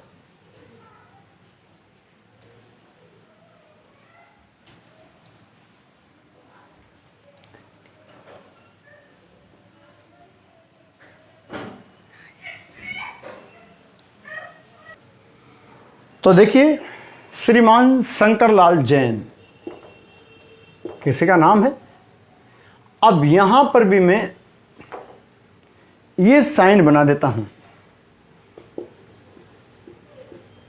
राजमल बेरवा। फिर देखो,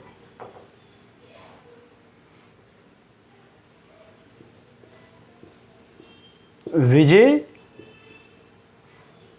यादव। आपको क्या लग रहा है कि तीनों जगह मैंने जो साइन बनाया है वो है अनुवृत्ति या पुनरुक्ति चिन्ह का, यानी कि इन दोनों जगह पर जो शब्द आएगा वो श्रीमान शब्द ही होगा। क्या होगा जी? इस जगह श्रीमान शब्द ही होगा, तो ये कहलाता है अनुवृत्ति या पुनरुक्ति चिन्ह। अब आता है लोप चिन्ह या वर्जन चिन्ह। कौन सा जी? लोप चिन्ह या वर्जन चिन्ह, यह भी परिचय में पूछा जा चुका है।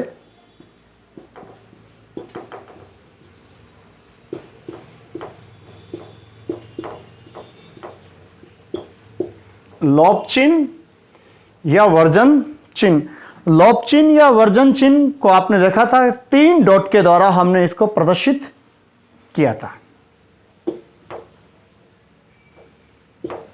ऐसे इसको बोलेंगे लोप चिन्ह या वर्जन चिन्ह। 14वें नंबर का हमारा क्रमांक पर है।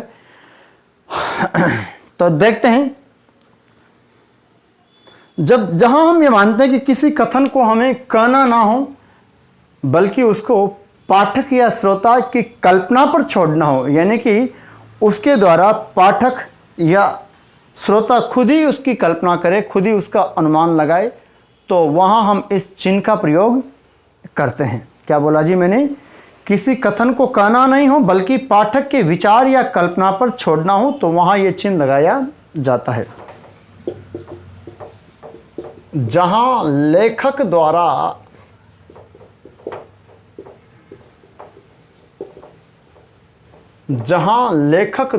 किसी कथन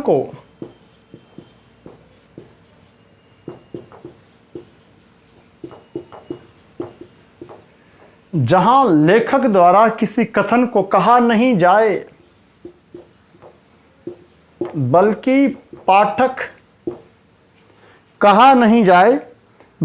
पाठक के विचार या कल्पना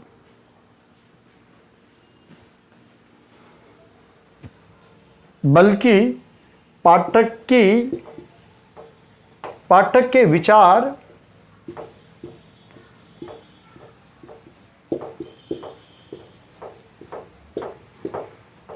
कहा नहीं जाए बल्कि पाठक के विचार या कल्पना पर छोड़ देना। वहां जहां लेखक द्वारा किसी कथन को कहा नहीं जाए बल्कि पाठक के विचार या कल्पना पर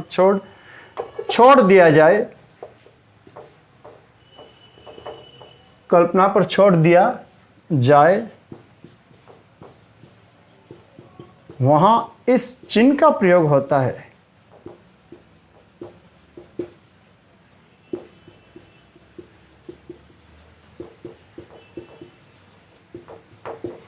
वहां इस चिन्ह का प्रयोग होता है। देखते हैं उदाहरण के माध्यम से।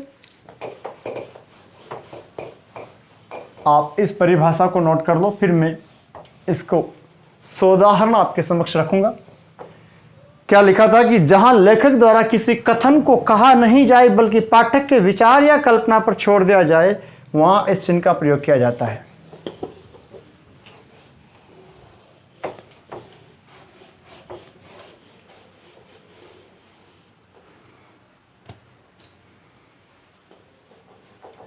उदाहरण, वह रुआन से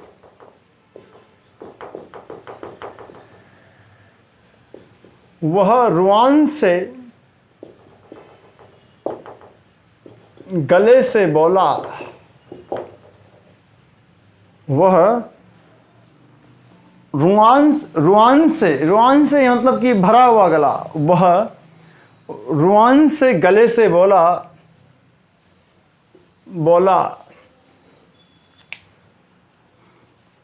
गले से, पेन कहाँ है मेरा? इधर, ठीक है। गले से बोला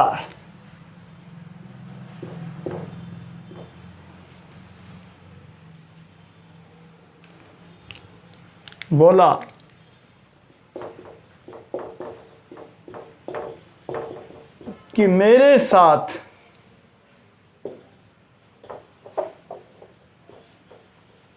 बस इतना पर्याप्त है, अब समझ जाएगा पाठक आगे। मेरे साथ आगे पूर्ण विराम और लगा दिया। इसका मतलब यह हुआ कि आगे पढ़ने वाले को या श्रोता को समझना है कि क्या क्या हुआ है। वह रुआन से गले से बोला कि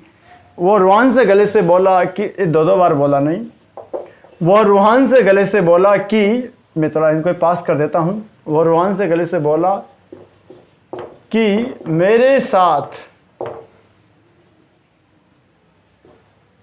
अब जब आपने कहा कि वह रूहान से गले से बोला कि मेरे साथ, यानी कि आगे कोई ऐसी बात आएगी जिसको लोक लाज की वजह से या तो वो कह नहीं पा रहा, और या फिर आप अपनी कल्पना शक्ति से समझ सकते हो कि कितना बुरा हुआ होगा। तो यहां कंडीशन वही है, वो रूहान से गले से बोला कि मेरे साथ। इसी प्रकार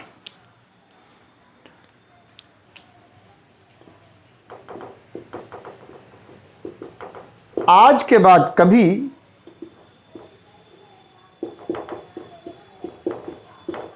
ऐसा मत बोलना, वरना, बस अब समझ जाएगा। आज के बाद कभी ऐसा,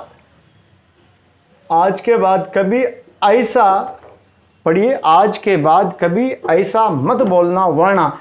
अब वरना क्या कर लोगे, तो ये वरना जो आ गया, इसके बाद आगे का वक्तव्य, आगे का वाक्य खुद पाठक या श्रोता समझ जाएगा। कभी कभी आपने पर्चा दिया हो तो वहां जब व्याख्या करने के लिए प्रश्न आते हैं, हिंदी के पर्चों में खासकर, अब वहां आ गया पराधीन, इसको इससे भी बता सकते हैं, 3 डॉट आते हैं, आवश्यक नहीं है, ये भी आ सकता है, ठीक है, ऐसे डैश टाइप से भी, लेकिन 3 रहेंगे वो, पराधीन, सुख नाही,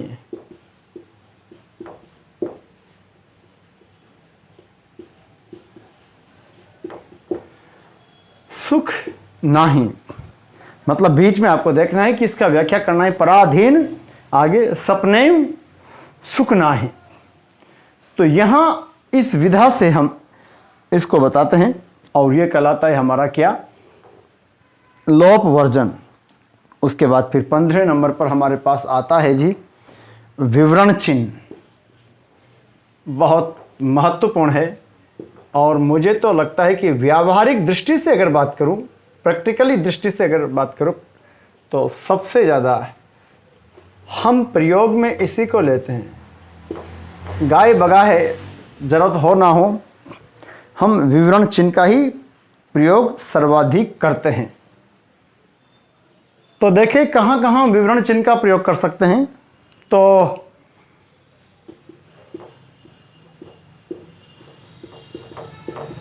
कथन विस्तार के लिए, कथन के स्पष्टीकरण के लिए,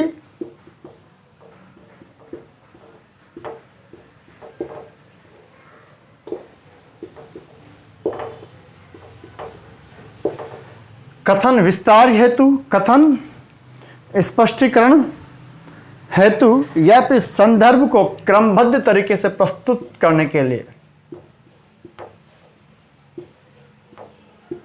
संदर्भ को क्रमबद्ध तरीके से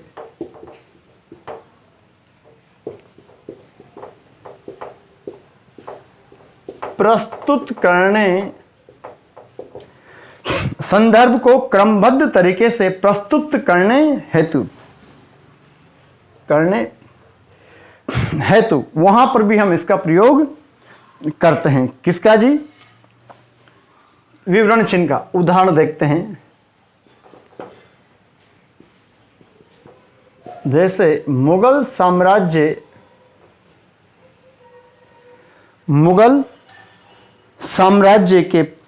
मुगल साम्राज्य पतन के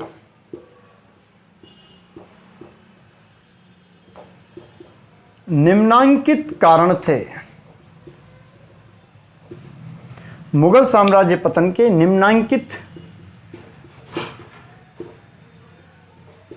कारण थे। एक बात और कहते हैं कि विवरण चिन्ह लगने के बाद उस लाइन में आगे कुछ नहीं लिखना चाहिए। क्या बोला मैंने? विवरण चिन्ह लगने के बाद उस पंक्ति में आगे कुछ नहीं लिखना चाहिए। तो मुगल साम्राज्य पतन के निम्नांकित कारण थे। पहला,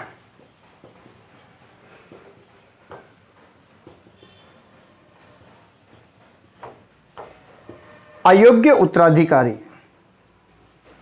पहला, याद रखिएगा, कोई भी साम्राज्य हो, वंश हो, घराना हो, उसका पतन का पहला कारण ही होता है अयोग्य व्यक्तियों के हाथ में सत्ता का जाना, चाहे फिर वो देश हो या फिर घर हो। अयोग्य उत्तराधिकारी ये पहला कारण था।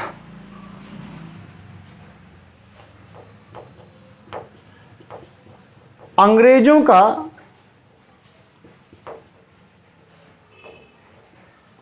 बढ़ता हस्तक्षेप। खैर, मैं यहां आपको ऐतिहासिक तथ्य नहीं बता रहा, मेरे यहां बताने का उद्देश्य महज यह है कि हमने ये लगा दिया विवरण चिन्ह, और इस विवरण चिन्ह के बाद हमें फिर कुछ भी नहीं लिखना चाहिए, तो यहां विवरण चिन्ह का हम प्रयोग करते हैं। ठीक है, और कहीं पर भी लगा देते हैं, जो कि गलत है। हमें देखना चाहिए कि हम क्या बताना चाह रहे हैं, उसी अनुसार हमें विराम चिन्ह का प्रयोग करें तो बेटर है।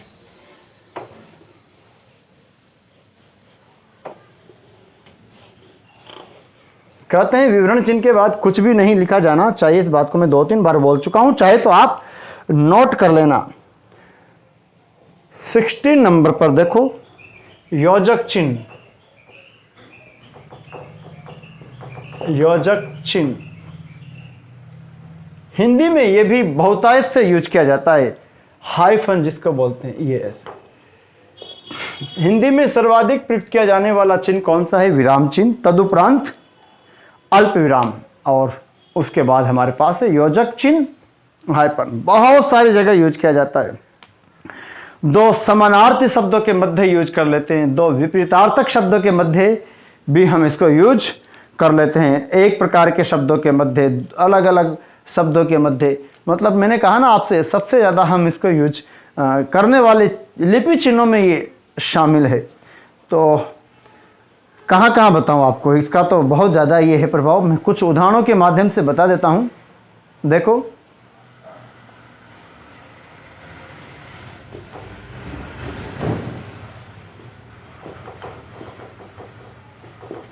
दो शब्दों के मध्य यूज किया जा सकता है।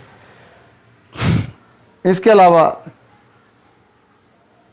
शब्द व कारक, कारक चिन्हों के मध्य, दो शब्दों के मध्य। और वो शब्द कैसे हो सकते हैं? समानार्थी भी हो सकते हैं।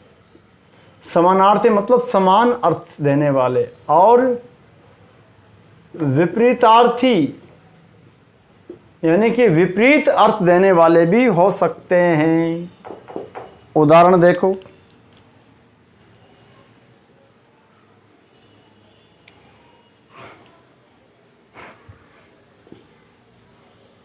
देखो भूत प्रेत।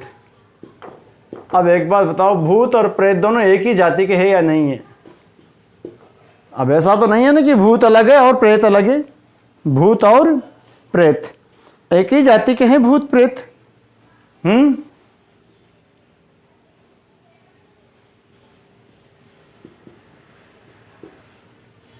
लेकिन देव दानव, अब दैन दानव तो अलग अलग हो गया, विपरीतार्थक हो गया ये। स्वर्ग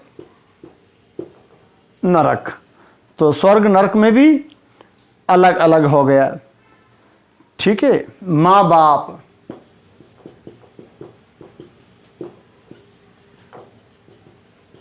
आकाश पाताल। लेकिन दीन दुखी, ये दोनों पुनः देखो समान हो गए।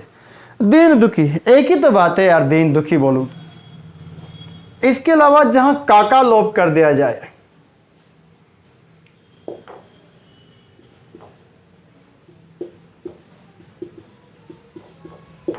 काका लोप जहां हो, जैसे रामलीला हो रही है और आज आपके पर्दे पर लिखा हुआ है वहां पर क्या, रावण वध। अब इस रावण वध का तात्पर्य है रावण का वध, यानी कि वो का नहीं लिखा हमने, वो किससे स्पष्ट हो गया, इससे, रावण वध। दूसरा देखो, जिन छात्रों ने बीएसटीसी या बीएड किया होगा याद होगा, पाठ योजना मैं भी कई बार यूज करता हूँ, वहाँ पर काके की को हटा देता हूँ और इससे काम चला लेता हूँ। पाठ योजना माने कि पाठ की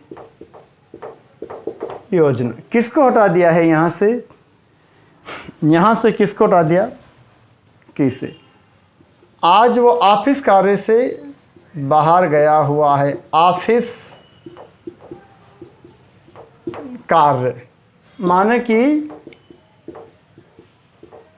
ऑफिस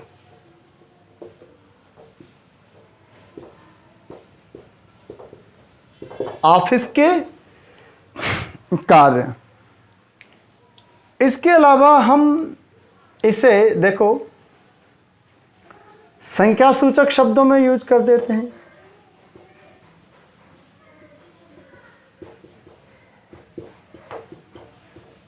संख्या सूचक शब्दों में कैसे, 100 200,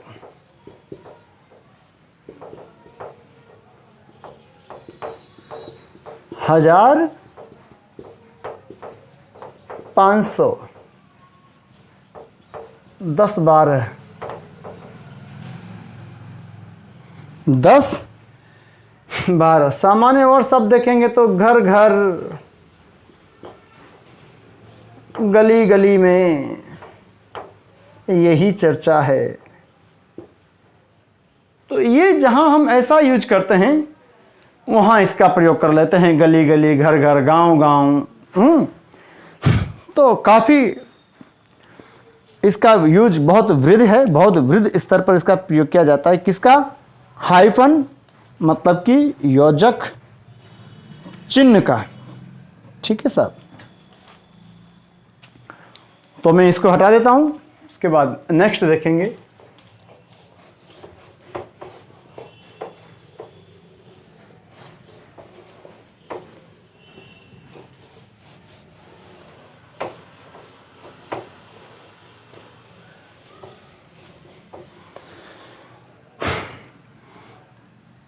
अच्छा, वो ध्यान रखना एक चीज आप लोग, जो लोप चिन्ह या वर्जन चिन्ह है ना, उसको अंतराल चिन्ह भी कहा जाता है। वर्जन चिन्ह जो है उसको अंतराल चिन्ह भी कहा जाता है, जो कि अपन ने 14 नंबर पर लिखा था। वर्जन चिन्ह जो लिखा था, लोप भी लिखा था, कभी पूछ लिया जाए तो उसको अंतराल चिन्ह भी कहा जाता है, ठीक है। कुछ लोग उसको अंतराल भी बोल देते हैं, बता चुका हूं, केवल वहां मैंने अंतराल शब्द नहीं बताया था, तो अंतराल भी बोल देते हैं, ठीक। हटाता हूं।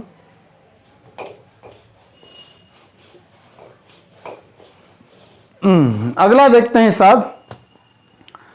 तो 17वें नंबर पर है हमारे पास रेखिका। क्या है, रेखिका। देखते हैं रेखिका क्या होती है। तो रेखिका एक तरह से योजक चिन्ह जैसी ही लग रही है, उसके सदृश हैं, लेकिन रेखिका जो है वह योजक चिन्ह से रेखिका योजक चिन्ह से थोड़ी मोटी वो बड़ी होती है। जी हाँ, बात तो हास्यास्पद लग रही है, लेकिन सही यही है कि रेखिका जो है वह योजक चिन्ह से थोड़ी मोटी, रेखिका योजक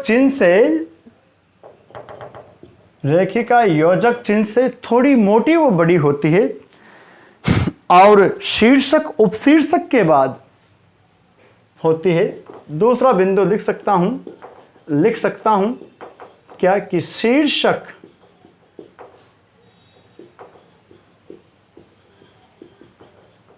अथवा उपशीर्षक के बाद कोई उदाहरण प्रस्तुत करने के लिए शीर्षक या उपशीर्षक के बाद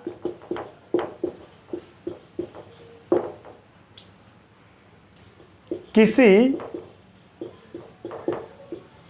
उदाहरण की प्रस्तुतिकरण, बड़ी की मात्रा, ध्यान रखना, प्रस्तुतिकरण में बड़ी की मात्रा, शीर्षक उपशीर्षक के बाद किसी उदाहरण की प्रस्तुतिकरण के लिए, किसके लिए यूज कर देते हैं। और तीसरा एक सामान्य सा कथन है कि वाक्य की कथन की स्पष्टता,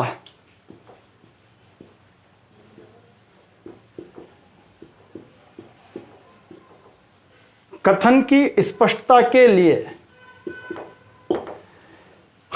कथन की स्पष्टता के लिए, हालांकि आज लोग इसकी जगह योजक का ही प्रयोग कर लेते हैं जो कि अशुद्ध है। अब जैसे देखो, उदाहरण के माध्यम से समझने की चेष्टा करते हैं। देखो, उसके पास सब कुछ है,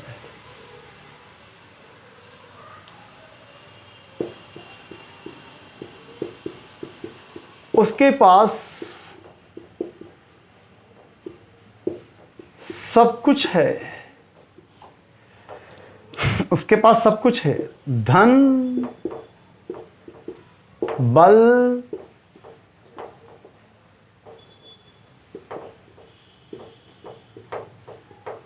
और बुद्धि। उसके पास सब कुछ है, धन, बल और बुद्धि।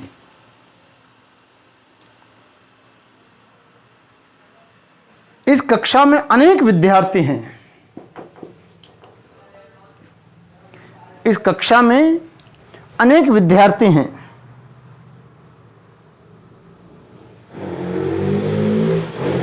इस कक्षा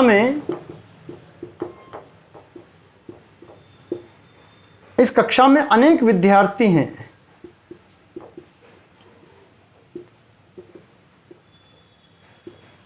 अनेक विद्यार्थी हैं। राम,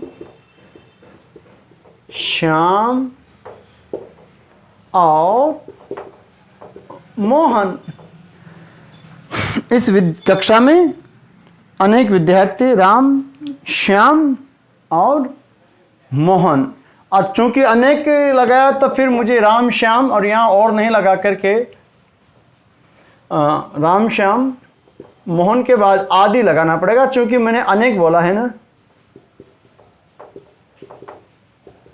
तो मोहन, आदि। हालांकि यहाँ मैं आदि ना भी लगाऊं तो भी कोई प्रॉब्लम नहीं, क्योंकि तीन भी अनेक में आते हैं।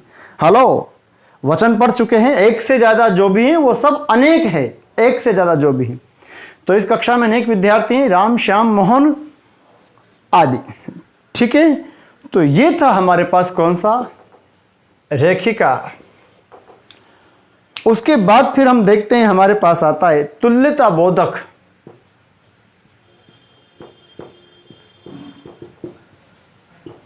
बहुत इजी है जी, तुल्यता बोधक, पूछा भी नहीं जाता, बराबर का है। समानता बताने के लिए या समान बताने के लिए, बराबर बताने के लिए। जैसे उदाहरण देखो, 4 × 5 बराबर हो गया ना, 4 × 5 बराबर 20। ये उदाहरण है, मैथ नहीं बता रहा, ये हिंदी है। दाम, धन, उदर बराबर दामोदर। गुण संधि हो गई, मकार का अ और उ मिलकर के ओ में जा रहा है। दाम का मतलब रस्सी और उदर का मतलब पेट, जिसका पेट उदर जिसका दाम के द्वारा रस्सी के द्वारा बांध दिया गया, वो श्री कृष्ण का पर्यायवाची है। बहुब्री समास है, गुण संधि है, श्री कृष्ण का पर्यायवाची है, उधर पेट का पर्यायवाची है। दाम का तात्पर्य, यहाँ रस्सी से दाम का तात्पर्य कीमत भी होता है, भाव भी होता है, ठीक है। लेकिन मेरा उद्देश्य है कि यहाँ मैं ये बता रहा हूं आपको, तुल्यता बोधक, ये दोनों बराबर हैं, ठीक है। उसके बाद फिर हमारे पास आता है कोष्टक। अब मैंने कोष्टक के पहले अगर वहां आपको समापिका लिखा दिया हो तो कोई बात नहीं, पहले वो लिख लीजिएगा, समाप्ति सूचक। इनमें कोई खास बात नहीं है। देखो, समाप्ति सूचक कोई चिन्ह नहीं है, पर कुछ विद्वान अलग अलग चिन्ह से इसको निरूपित कर देते हैं। जैसे देखो, कोई निश्चित चिन्ह नहीं है इसका, और कुछ सिर्फ इससे भी कर देते हैं। ये सब है कहां पर? निबंध, पाठ, अध्याय या पुस्तक की समाप्ति पर। निबंध, पाठ,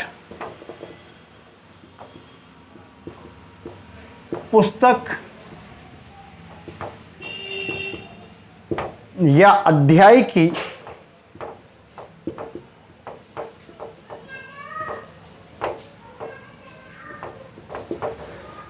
कहां यूज किया जाता है? निबंध, पाठ, पुस्तक या अध्याय की समाप्ति पर।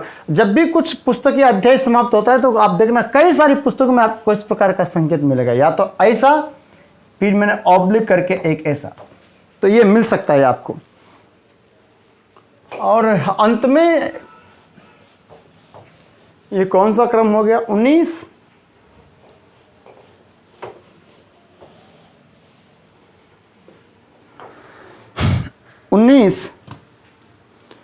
तो एक और बच रहा है, दो और बच रहे हैं अभी अपने। संकेत सूचक। संकेत, अब ये वहां मैंने जो क्रम लिखाया था उससे ये आगे पीछे हो जाए तो समझ लेना। हो सकता है मैंने संकेत सूचक 17 पर लिखाया हो या 18 पर लिखा हो, यहाँ 19 पर बता रहा हूं। संकेत सूचक ये वाला, ये तीर का निशान ऐसा आपने कई जगह देखा होगा, संकेत बताने वाला। संकेत बताने वाला, जैसे कभी हम बाहर यात्रा करते हैं तो वहां साइन बोर्ड लगा होता है, लिखा होता है जयपुर, इसका मतलब जयपुर इधर है। देखो इधर सड़कों पर लिखा होता है नहीं ऐसे, जयपुर। पीने का पानी, मंदिरों पर जाते हैं हम, हमारे देवालयों वगैरह पर, तो पीने का पानी।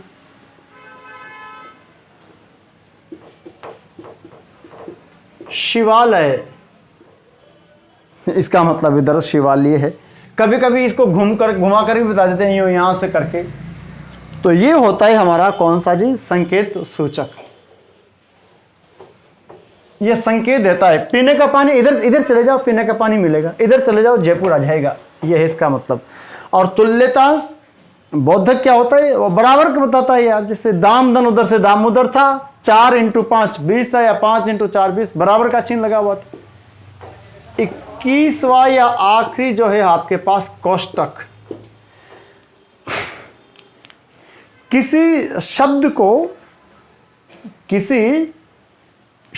को उसके अर्थ को और स्पष्ट करने के लिए, किसी शब्द के अर्थ को स्पष्ट करने के लिए, हो सकता है उसका कोई नाम लिखो और आप उसको ना जानते हो, तो फिर क्या कर देते हैं हम, उसके अंतर्गत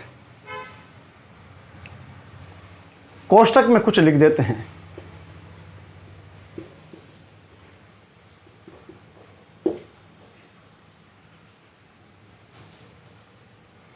किसी शब्द के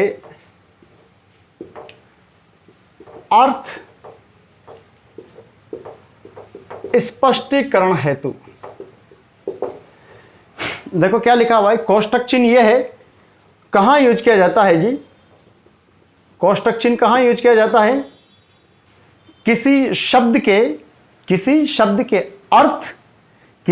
के अर्थ स्पष्टीकरण हेतु। याद रखना, स्पष्टीकरण में बड़ी की मात्रा आती है। जैसे मैंने आपसे कहा, वह उदाहरण देखिए आप लोग, ये वह सदैव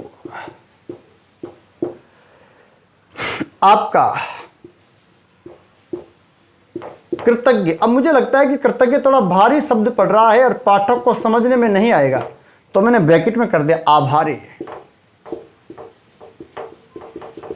वह सदैव आपका कृतज्ञ, और मुझे लगा कि कृतज्ञ थोड़ा बड़ा हो रहा है, तो वहां मैंने उसको आभारी कर दिया। वह सदैव आपका कृतज्ञ रहेगा, यानी कि आभारी रहेगा।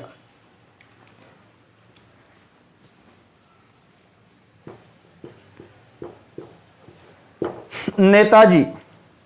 अब नेताजी तो बहुत सारे हैं, तो मैंने इनको स्पष्ट करने के लिए सुभाष बोस।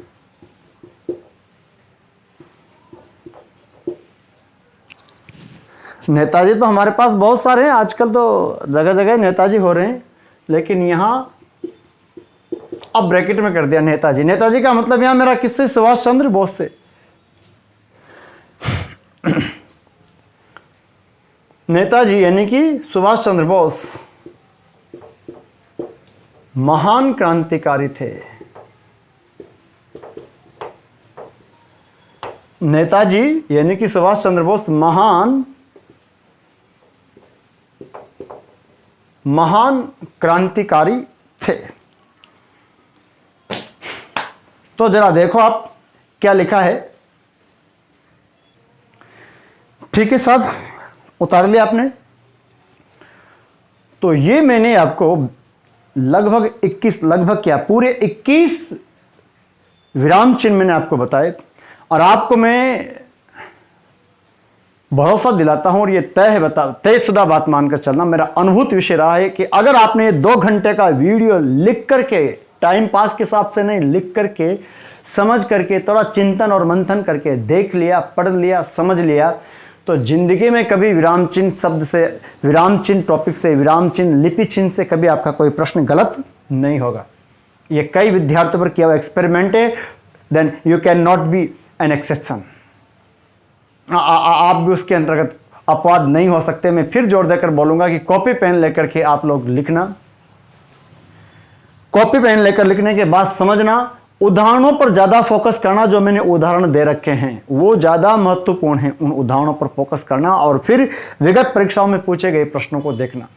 बहुत इजी है, बहुत आसान है। 21 में से केवल 8-10 महत्वपूर्ण है। सबसे पहले तो मैंने आपको बताया कि विराम चिन्ह भी हमने 2 भागों में बांट लिया, एक तो जो शुद्ध रूप से विराम चिन्ह है, और एक जो विरामेतर है, विराम से जो भिन्न है, विरामेतर, जिसको मैंने लिखा है। यानी कि विराम का मतलब ठहरना था, तो वो ठहरना या रुकना तो केवल हमारे पास 5 चिन्ह से ही होता है। तो विराम चिन्ह जो थे वो 6, उनको अच्छे से ध्यान रख लेना। कौन कौन से थे? जिसके अंतर्गत पूर्ण विराम था, अपूर्ण विराम था, अर्ध विराम था, अल्प विराम था, प्रश्नवाची चिन्ह था, और विस्मयादि बोधक, ये 6। बाकी जो मैंने आपको बताए वो सारे जो थे वो लिपि चिन्ह थे, इतरेतर लिपि चिन्ह। हालांकि हम उन सब का अध्ययन विराम चिन्ह के अंतर्गत ही करते हैं। तो मेरा एक बार पुनः आपसे आग्रह है, पुनः परामर्श है कि यदि आप वास्तविकता में विराम चिन्ह पर अपनी प्रगाढ़ता चाहते हो, कुशलता, दक्षता चाहते हो, विराम चिन्ह से जुड़े हुए हर प्रश्न का सटीकता से आंसर देना चाहते हो, तो बहुत अच्छे से वीडियो को देखना, मंथन करना, चिंतन करना। ठीक है साहब, बहुत बहुत धन्यवाद, थैंक यू।